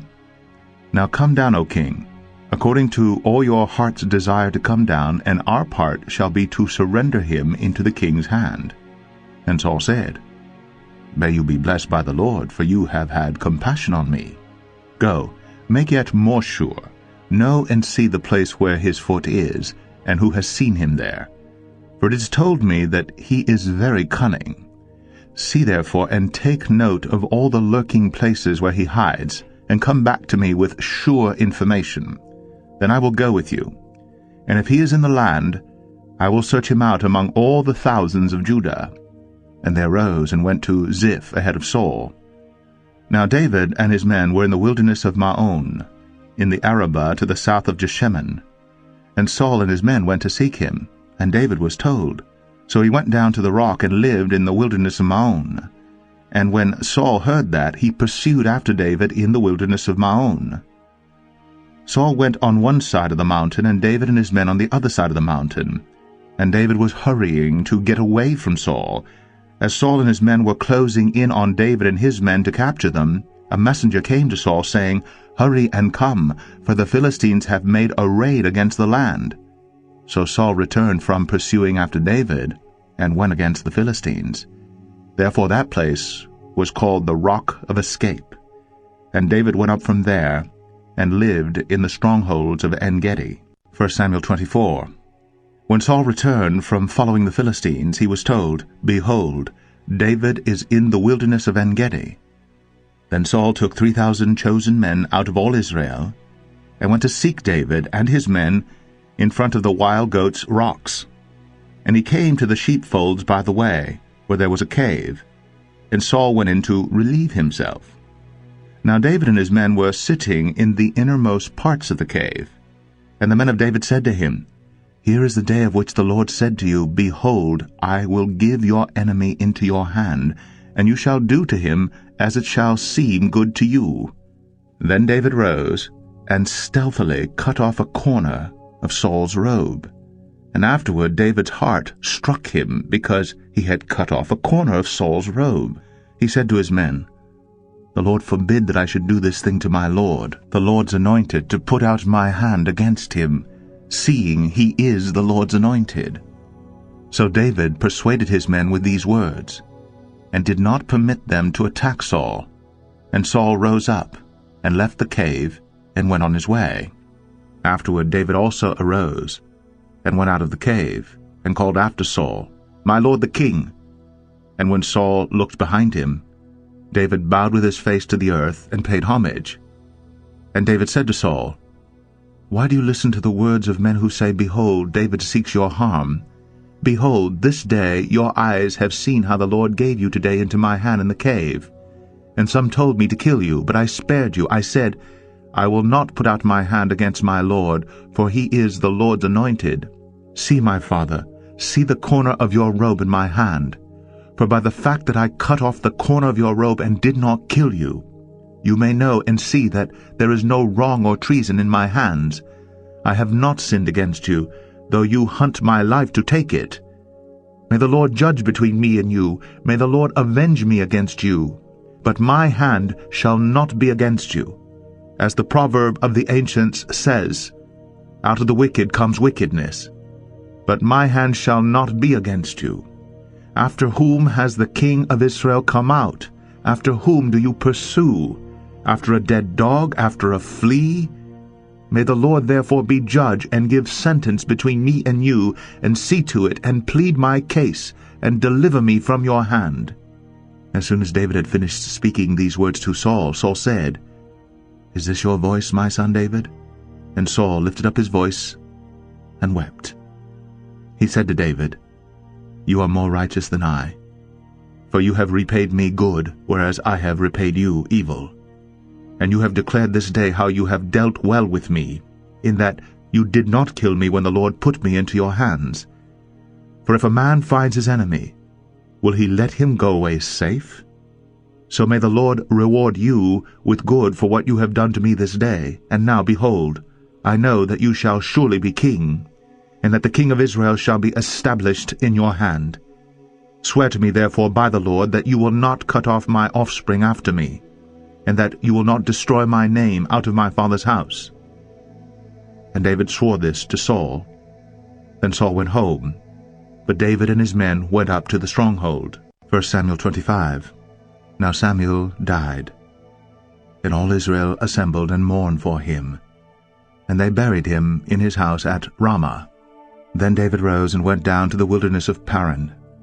And there was a man in Maon whose business was in Carmel.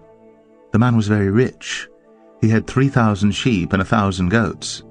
He was shearing his sheep in Carmel. Now the name of the man was Nabal, and the name of his wife Abigail. The woman was discerning and beautiful, but the man was harsh and badly behaved. He was a Calebite. David heard in the wilderness that Nabal was shearing his sheep.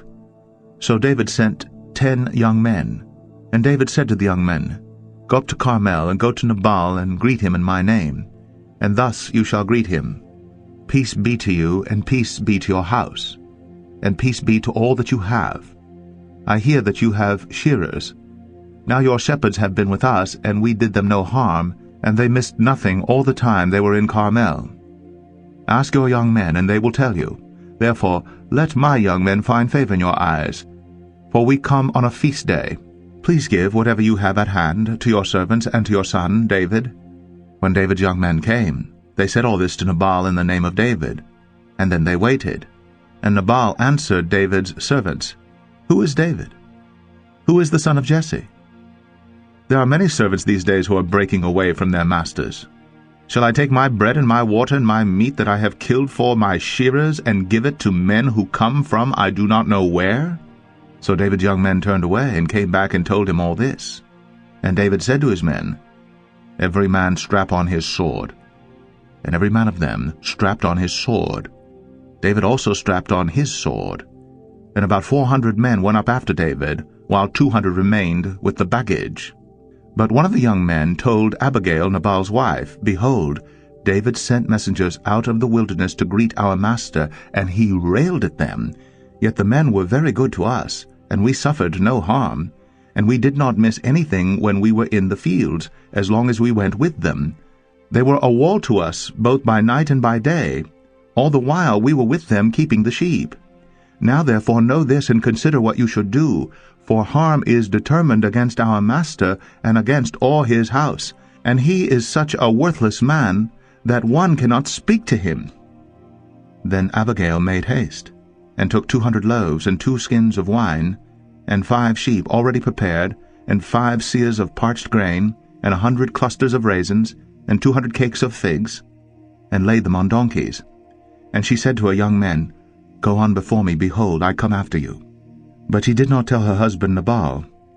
And as she rode on the donkey and came down under cover of the mountain, behold, David and his men came down toward her. And she met them. Now David had said, Surely in vain have I guarded all that this fellow has in the wilderness, so that nothing was missed of all that belonged to him, and he has returned me evil for good. God do so to the enemies of David, and more also, if by morning I leave so much as one male of all who belong to him. When Abigail saw David, she hurried, and got down from the donkey, and fell before David on her face, and bowed to the ground. She fell at his feet, and said, On me alone, my lord, be the guilt. Please let your servant speak in your ears, and hear the words of your servant. Let not my lord regard this worthless fellow Nabal, for as his name is, so is he. Nabal is his name, and folly is with him. But I your servant did not see the young men of my lord whom you sent.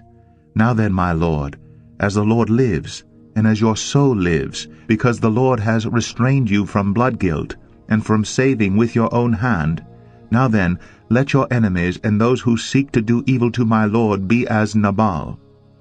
And now let this present that your servant has brought to my lord be given to the young men who follow my lord. Please forgive the trespass of your servant, for the Lord will certainly make my lord a sure house, because my lord is fighting the battles of the Lord, and evil shall not be found in you so long as you live. If men rise up to pursue you, and to seek your life, the life of my lord shall be bound in the bundle of the living in the care of the Lord your God. And the lives of your enemies he shall sling out as from the hollow of a sling. And when the Lord has done to my lord according to all the good that he has spoken concerning you, and has appointed you prince over Israel, my lord shall have no cause of grief or pangs of conscience for having shed blood without cause, or for my lord taking vengeance himself.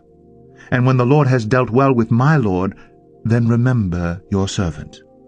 And David said to Abigail, Blessed be the Lord, the God of Israel, who sent you this day to meet me. Blessed be your discretion, and blessed be you, who have kept me this day from blood guilt, and from avenging myself with my own hand. For as surely as the Lord the God of Israel lives, who has restrained me from hurting you, unless you had hurried and come to meet me truly by morning, there had not been left to Nabal so much as one male. Then David received from her hand what she had brought him, and he said to her, Go up in peace to your house. See, I have obeyed your voice, and I have granted your petition. And Abigail came to Nabal, and behold, he was holding a feast in his house, like the feast of a king.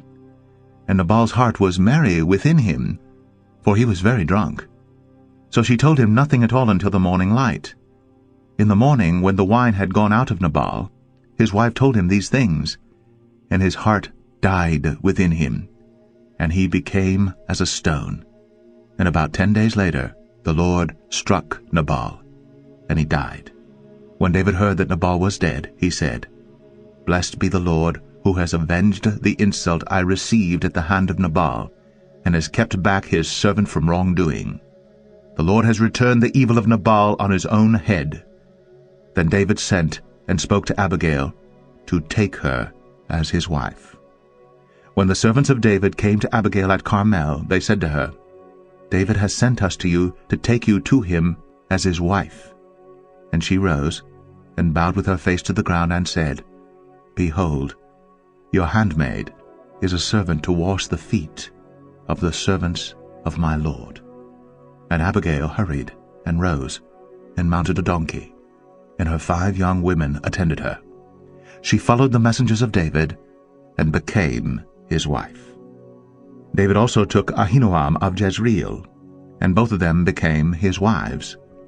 Saul had given Michal his daughter, David's wife, to Paltai the son of Laish, who was of Galim. 1 Samuel 26. Then the Ziphites came to Saul at Gibeah, saying, Is not David hiding himself in the hill of Hachilah, which is on the east of Jeshimon? So Saul rose and went down to the wilderness of Ziph with 3,000 chosen men of Israel to seek David in the wilderness of Ziph. And Saul encamped on the hill of Hachilah, which is beside the road on the east of Jeshimon. But David remained in the wilderness. When he saw that Saul came after him into the wilderness, David sent out spies and learned that Saul had come. Then David rose and came to the place where Saul had encamped. And David saw the place where Saul lay, with Abner the son of Ner, the commander of his army. Saul was lying within the encampment, while the army was encamped around him. Then David said to Ahimelech the Hittite, and to Joab's brother Abishai the son of Zeruiah, Who will go down with me into the camp to Saul? And Abishai said, I will go down with you. So David and Abishai went to the army by night, and there lay Saul sleeping within the encampment, with his spear stuck in the ground at his head, and Abner and the army lay around him. Then said Abishai to David, God has given your enemy into your hand this day. Now please let me pin him to the earth with one stroke of the spear, and I will not strike him twice. But David said to Abishai, Do not destroy him, for who can put out his hand against the Lord's anointed and be guiltless? And David said, As the Lord lives, the Lord will strike him, or his day will come to die, or he will go down into battle and perish. The Lord forbid that I should put out my hand against the Lord's anointed. But take now the spear that is at his head, and the jar of water, and let us go. So David took the spear and the jar of water from Saul's head, and they went away. No man saw it or knew it, nor did any awake, for they were all asleep, because a deep sleep from the Lord had fallen upon them. Then David went over to the other side, and stood far off on the top of the hill, with a great space between them. And David called to the army, and to Abner the son of Ner, saying, Will you not answer, Abner? Then Abner answered, Who are you who calls to the king? And David said to Abner, Are you not a man? Who is like you in Israel? Why then have you not kept watch over your lord the king? For one of the people came in to destroy the king your lord. This thing that you have done is not good. As the Lord lives, you deserve to die, because you have not kept watch over your lord, the Lord's anointed.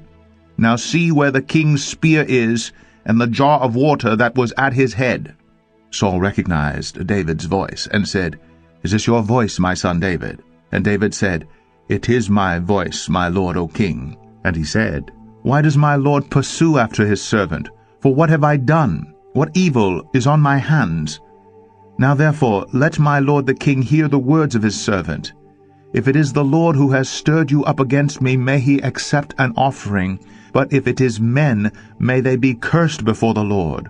For they have driven me out this day, that I should have no share in the heritage of the Lord, saying, Go, serve other gods.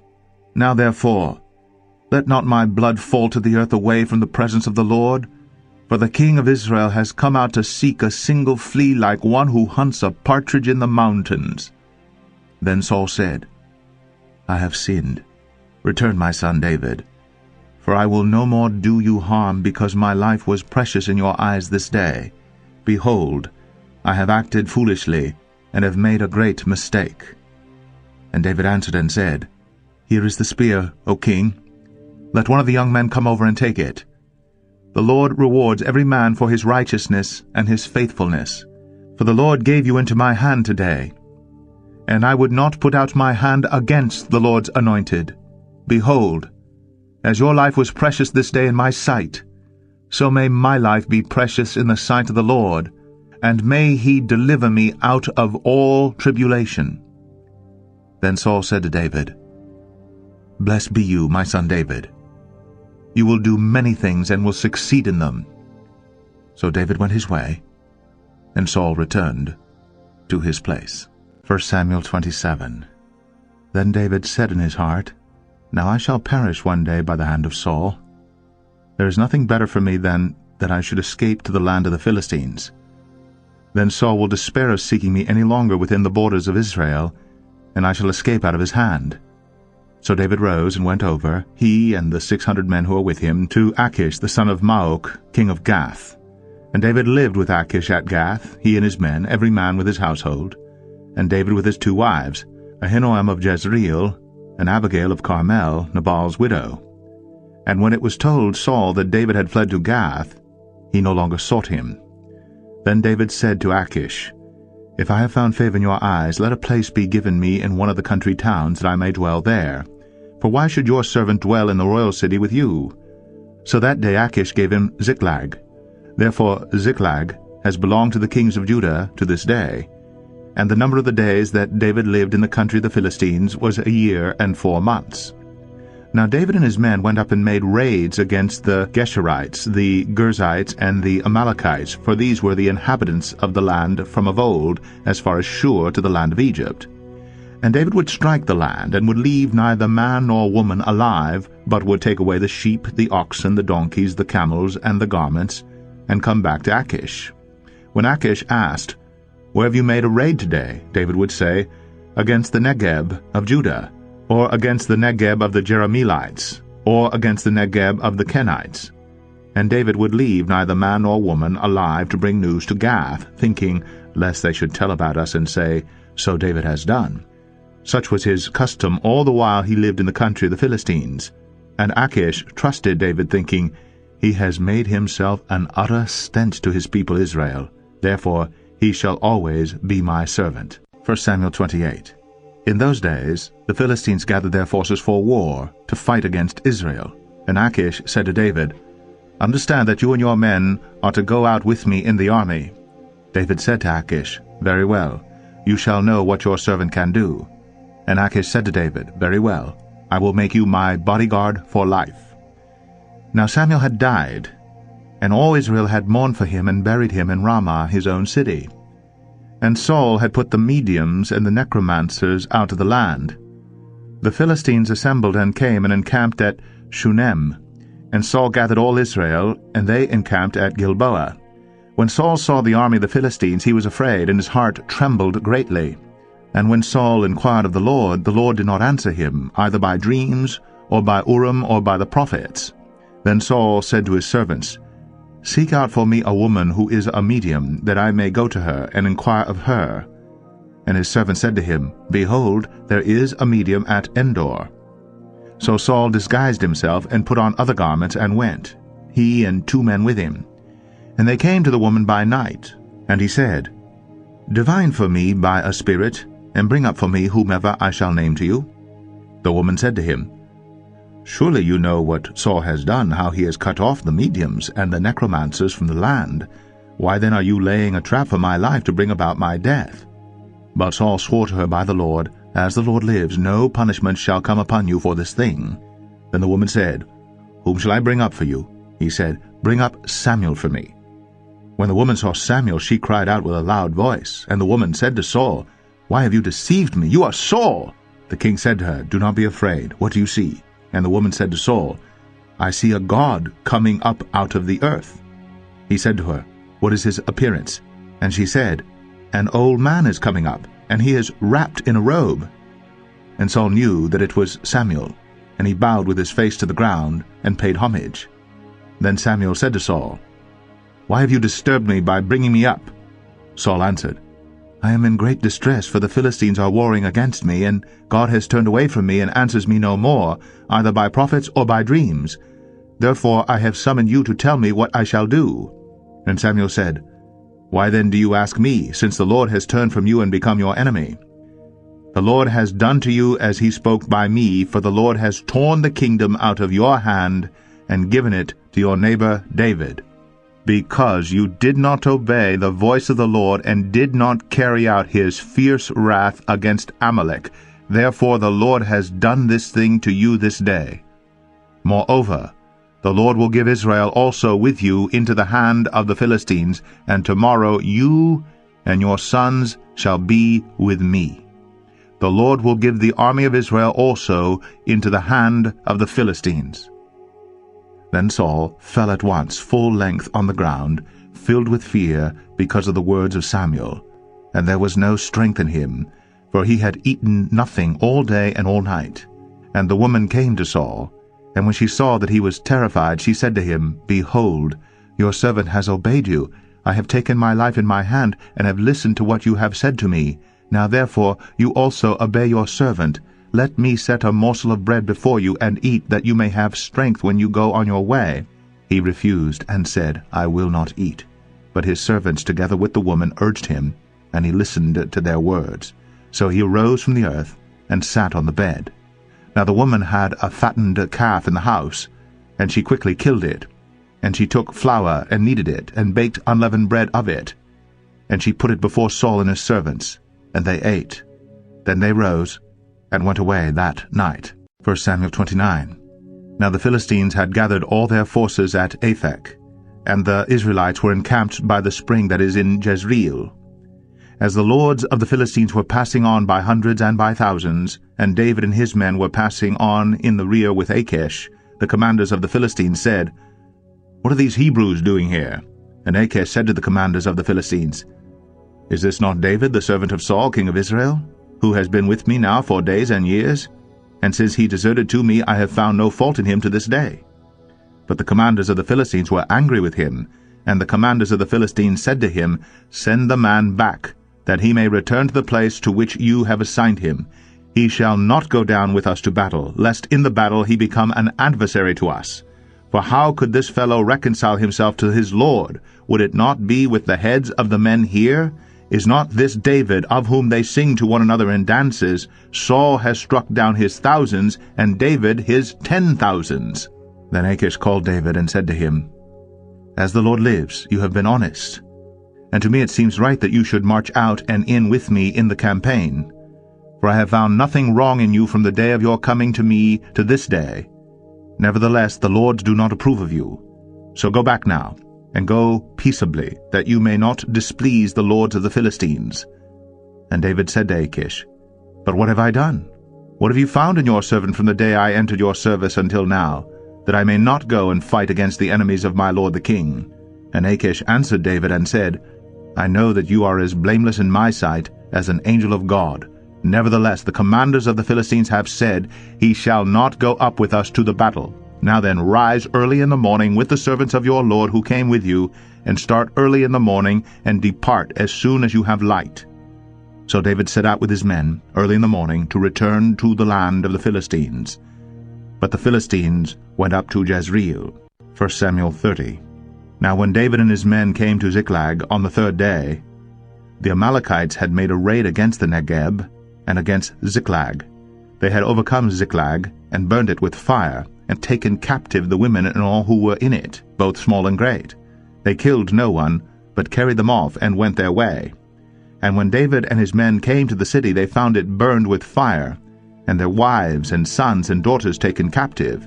Then David and the people who were with him raised their voices and wept until they had no more strength to weep. David's 2 wives also had been taken captive, Ahinoam of Jezreel, and Abigail the widow of Nabal of Carmel. And David was greatly distressed, for the people spoke of stoning him, because all the people were bitter in soul, each for his sons and daughters. But David strengthened himself in the Lord his God. And David said to Abiathar the priest, the son of Ahimelech, "Bring me the ephod." So Abiathar brought the ephod to David, and David inquired of the Lord, "Shall I pursue after this band? Shall I overtake them?" He answered him, "Pursue, for you shall surely overtake, and shall surely rescue." So David set out, and the 600 men who were with him, and they came to the brook Besor, where those who were left behind stayed. But David pursued, he and 400 men. 200 stayed behind, who were too exhausted to cross the brook Besor. They found an Egyptian in the open country and brought him to David, and they gave him bread, and he ate. They gave him water to drink, and they gave him a piece of a cake of figs and 2 clusters of raisins. And when he had eaten, his spirit revived, for he had not eaten bread or drunk water for 3 days and 3 nights. And David said to him, "To whom do you belong? And where are you from?" He said, "I am a young man of Egypt, servant to an Amalekite, and my master left me behind because I fell sick 3 days ago. We had made a raid against the Negeb of the Cherethites, and against that which belongs to Judah, and against the Negeb of Caleb, and we burned Ziklag with fire." And David said to him, "Will you take me down to this band?" And he said, "Swear to me by God that you will not kill me or deliver me into the hands of my master, and I will take you down to this band." And when he had taken him down, behold, they were spread abroad over all the land, eating and drinking and dancing, because of all the great spoil they had taken from the land of the Philistines and from the land of Judah. And David struck them down from twilight until the evening of the next day, and not a man of them escaped, except 400 young men who mounted camels and fled. David recovered all that the Amalekites had taken, and David rescued his 2 wives. Nothing was missing, whether small or great, sons or daughters, spoil or anything that had been taken. David brought back all. David also captured all the flocks and herds, and the people drove the livestock before him and said, "This is David's spoil." Then David came to the 200 men who had been too exhausted to follow David, and who had been left at the brook Besor. And they went out to meet David and to meet the people who were with him. And when David came near to the people, he greeted them. Then all the wicked and worthless fellows among the men who had gone with David said, "Because they did not go with us, we will not give them any of the spoil that we have recovered, except that each man may lead away his wife and children and depart." But David said, "You shall not do so, my brothers. With what the Lord has given us, he has preserved us and given into our hand the band that came against us. Who would listen to you in this matter? For as his share is who goes down into the battle, so shall his share be who stays by the baggage. They shall share alike." And he made it a statute and a rule for Israel from that day forward to this day. When David came to Ziklag, he sent part of the spoil to his friends, the elders of Judah, saying, "Here is a present for you, from the spoil of the enemies of the Lord." It was for those in Bethel, in Ramoth of the Negeb, in Jatir, in Aroer, in Siphmoth, in Eshtemoa, in Rakal, in the cities of the Jerahmeelites, in the cities of the Kenites, in Hormah, in Borashan, in Athak, in Hebron, for all the places where David and his men had roamed. 1 Samuel 31. Now the Philistines fought against Israel, and the men of Israel fled before the Philistines and fell slain on Mount Gilboa. And the Philistines overtook Saul and his sons. And the Philistines struck down Jonathan and Aminadab and Malchishua, the sons of Saul. The battle pressed hard against Saul, and the archers found him, and he was badly wounded by the archers. Then Saul said to his armor-bearer, "Draw your sword, and thrust me through with it, lest these uncircumcised come and thrust me through and mistreat me." But his armor-bearer would not, for he feared greatly. Therefore Saul took his own sword and fell upon it. And when his armor-bearer saw that Saul was dead, he also fell upon his sword and died with him. Thus Saul died, and his 3 sons, and his armor-bearer, and all his men, on the same day together. And when the men of Israel who were on the other side of the valley and those beyond the Jordan saw that the men of Israel had fled, and that Saul and his sons were dead, they abandoned their cities and fled. And the Philistines came and lived in them. The next day, when the Philistines came to strip the slain, they found Saul and his 3 sons fallen on Mount Gilboa. So they cut off his head, and stripped off his armor, and sent messengers throughout the land of the Philistines to carry the good news to the house of their idols and to the people. They put his armor in the temple of Ashtoreth, and they fastened his body to the wall of Bethshan. But when the inhabitants of Jabesh-Gilead heard what the Philistines had done to Saul, all the valiant men arose, and went all night, and took the body of Saul, and the bodies of his sons, from the wall of Bethshan, and they came to Jabesh, and burned them there. And they took their bones, and buried them under the tamarisk tree in Jabesh, and fasted 7 days.